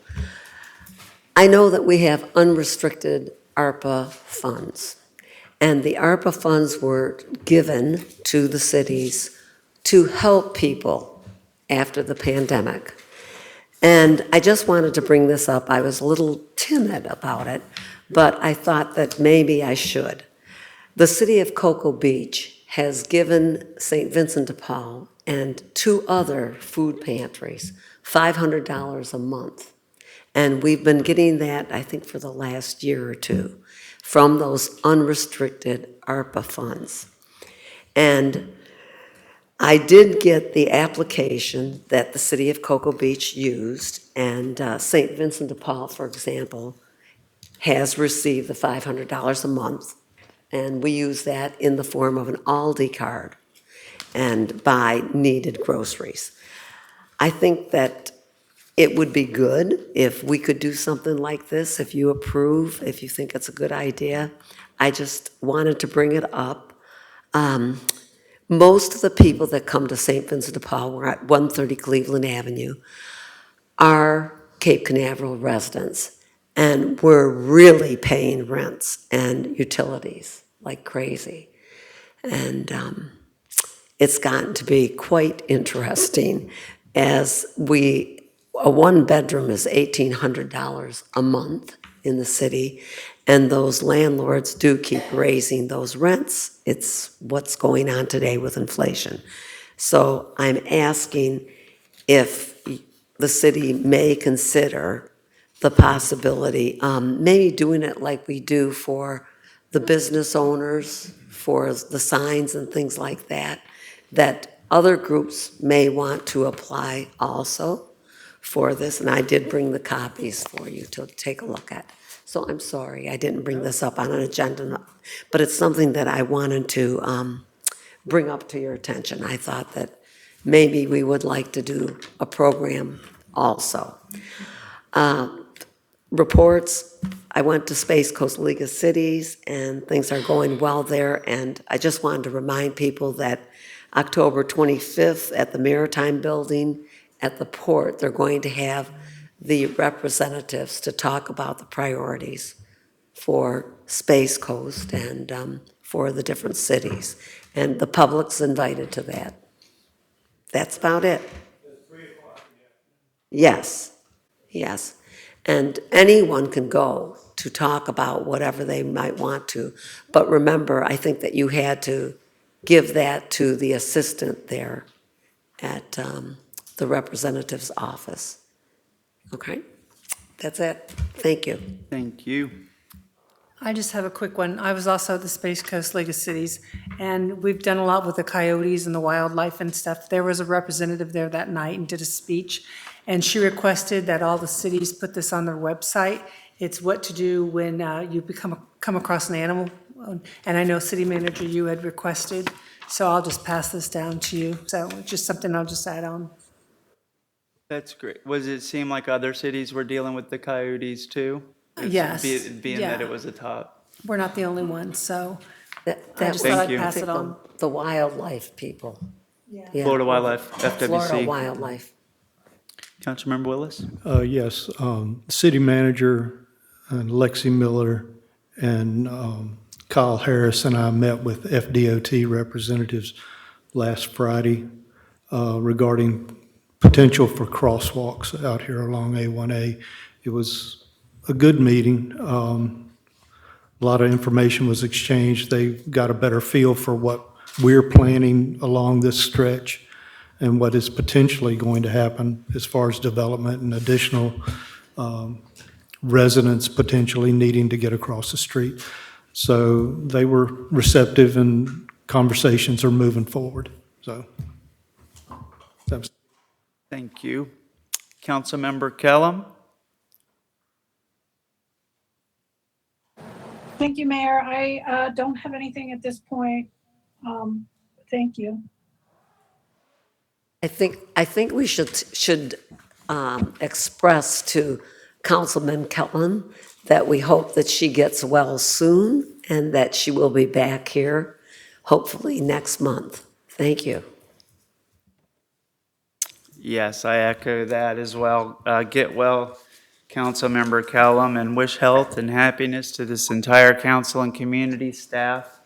It's 8:17 p.m. My reports, I got a chance to go to the National Veteran Homeless Support Group, which they hold conveniently at the Radisson here in Cape Canaveral in VHS. They've done a really good job at focusing on homelessness and veterans, just different missions all across the county, just like St. Vincent's, our churches and local organizations working. But they've, this year we saw a lot more folks from Cape Canaveral. In fact, having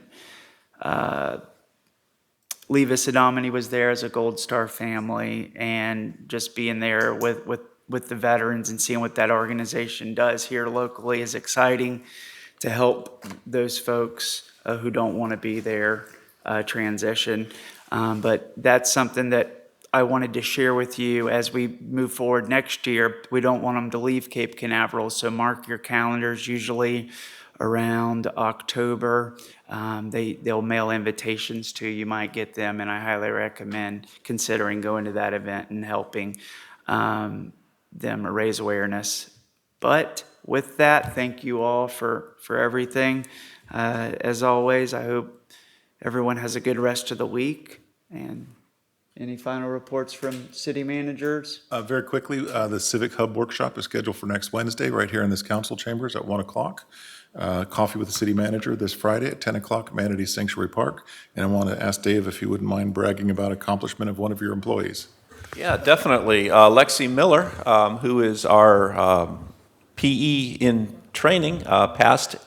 It's a step, it's a process, and she took her EI exam, her engineer intern exam, and she passed it on the first try, which was really amazing. So Lexi has taken a very important first step in getting her PE designation, and she's already really stepping up and doing a lot of work with our homeowners with stormwater things. So it's great to see Lexi progress, and it's going to be great for the city as well. So it's very exciting. And I know those of you who work with Lexi, cheer her on. She's a phenomenal asset. Mr. Mayor, That's exciting. isn't the workshop on Tuesday? Tuesday, I'm sorry, I misspoke. Okay. Tuesday, thank you. Thank you.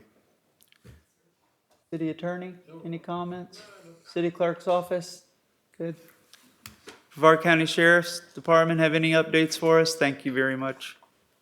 Okay, with that, meeting adjourned. All right.